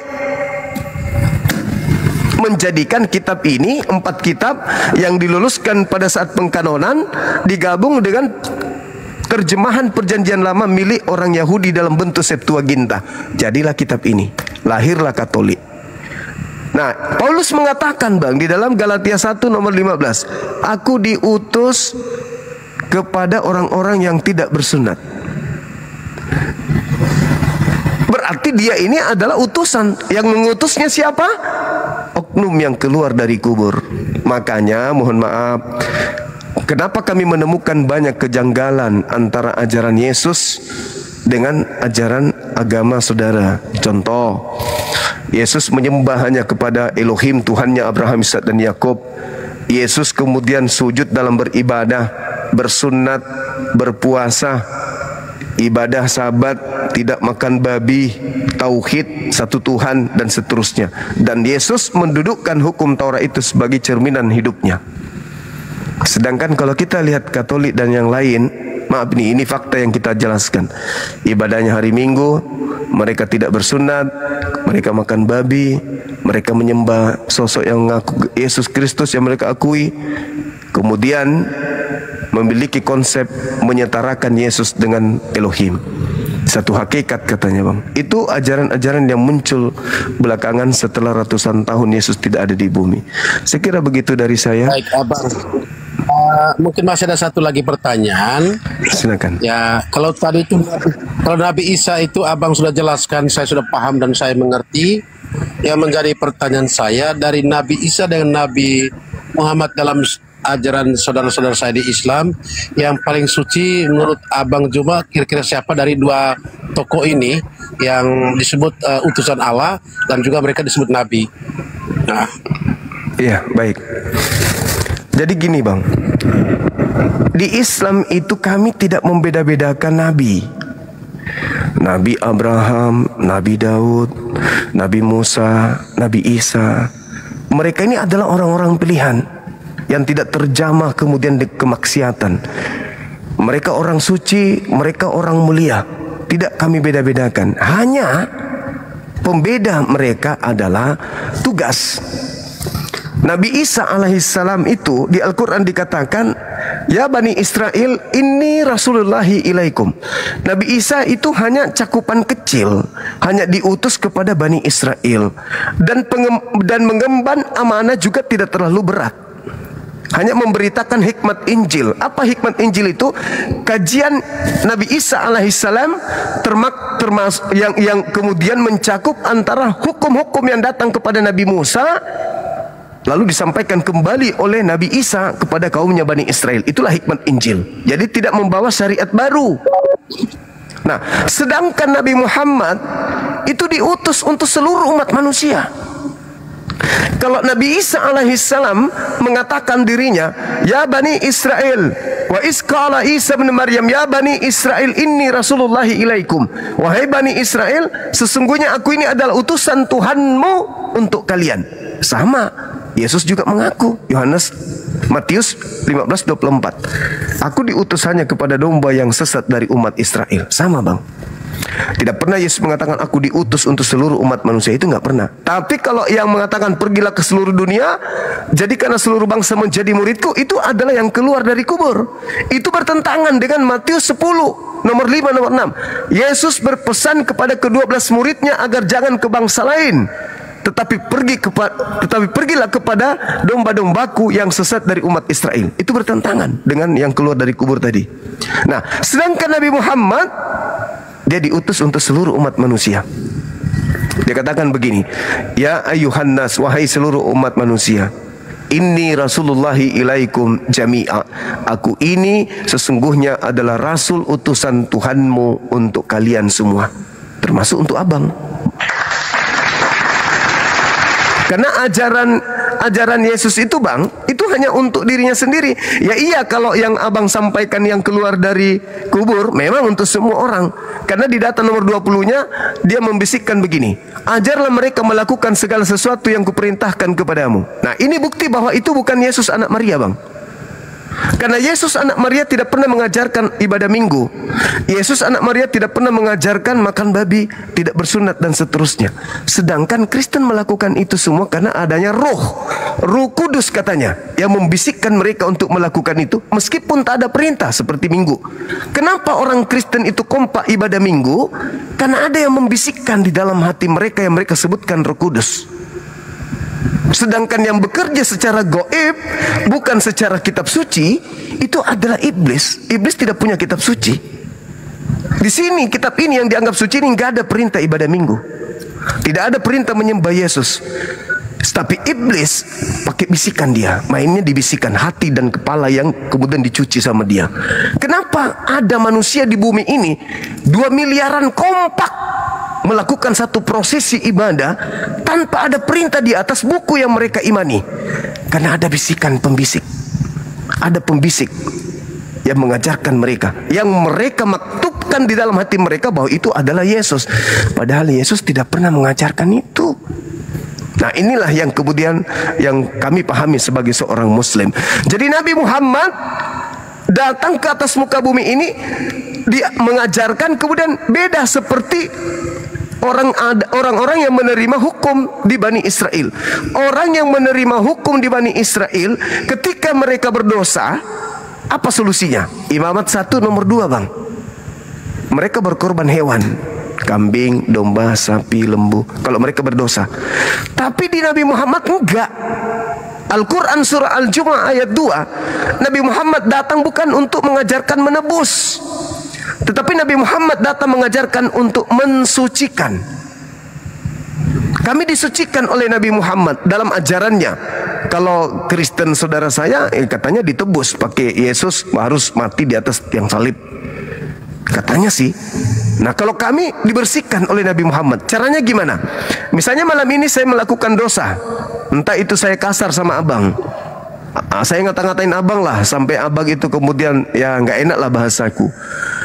Dosa saya ada pasti, tapi itu bisa saya hapuskan melalui ajaran Nabi Muhammad. Apa itu? 2 rakaat bang. Sholat, menangis di hadapan Tuhanku, bertobat kemudian dengan sungguh-sungguh sujud 2 rakaat. Setelah sholat subuh saya hilap, karena iblis itu selalu datang pengaruhnya bang. Ada lagi, baru-baru kita berdoa, keluar dari tempat doa bermaksiat lagi, berdosa lagi, maka dicuci pada saat zuhur 4 rakaat.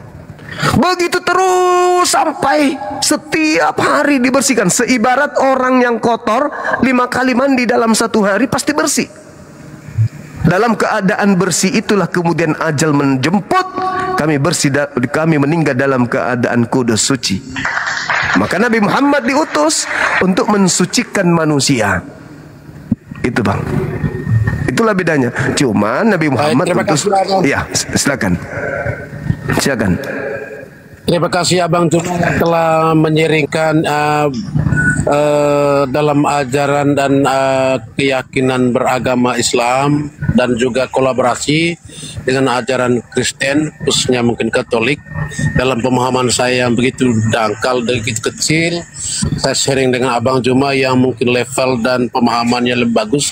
tapi saya secara pribadi jauh lebih bagus mempelajari daripada memfitnah, mengolok dan menjelekkan satu sama lain. Saya lebih bagus mendengar, melihat dan merenungkan tentang hidup seperti yang disampaikan oleh Abang Juma pada malam hari ini. Terima kasih banyak Abang. Terima kasih. Saya Sama-sama, salut Bang. dengan program ini. Saya mau diskusi itu seperti ini, dingin, saling mendengar, saling menyimak satu sama lain. Karena begini, Abang Juma dengan saya sama-sama sebagai manusia. Tidak pernah Abang Juma lebih sempurna atau saya lebih sempurna. Yang sempurna hanya Allah yang menjadi sumber kehidupan antara Abang Juma dengan saya. Terima kasih banyak Abang Juma yang telah memberikan edukasi yang bagus dan baik menurut pribadi saya. Kasih, Tidak Bang. melihat tappingan di bawah yang tidak, yang mengolok, itu persoalan pribadi ya Bang. Karena kecemburuan sosial ketika kita mendengarkan satu sama lain itu jauh lebih bagus daripada kita mengfitnah satu sama lain. Terima kasih ya Bang. Terima kasih ya Bang. Salam, Saya juga makasih. toleransi dan salam kompak. Semangat terus Abang Juma ya. Selamat. Sama-sama, Bang. Saya Ya. mohon pamit karena Makasih, Bang. baterai saya habis lagi 1%. Nanti saya akan ikuti lagi kemudian hari. Terima Ya. kasih.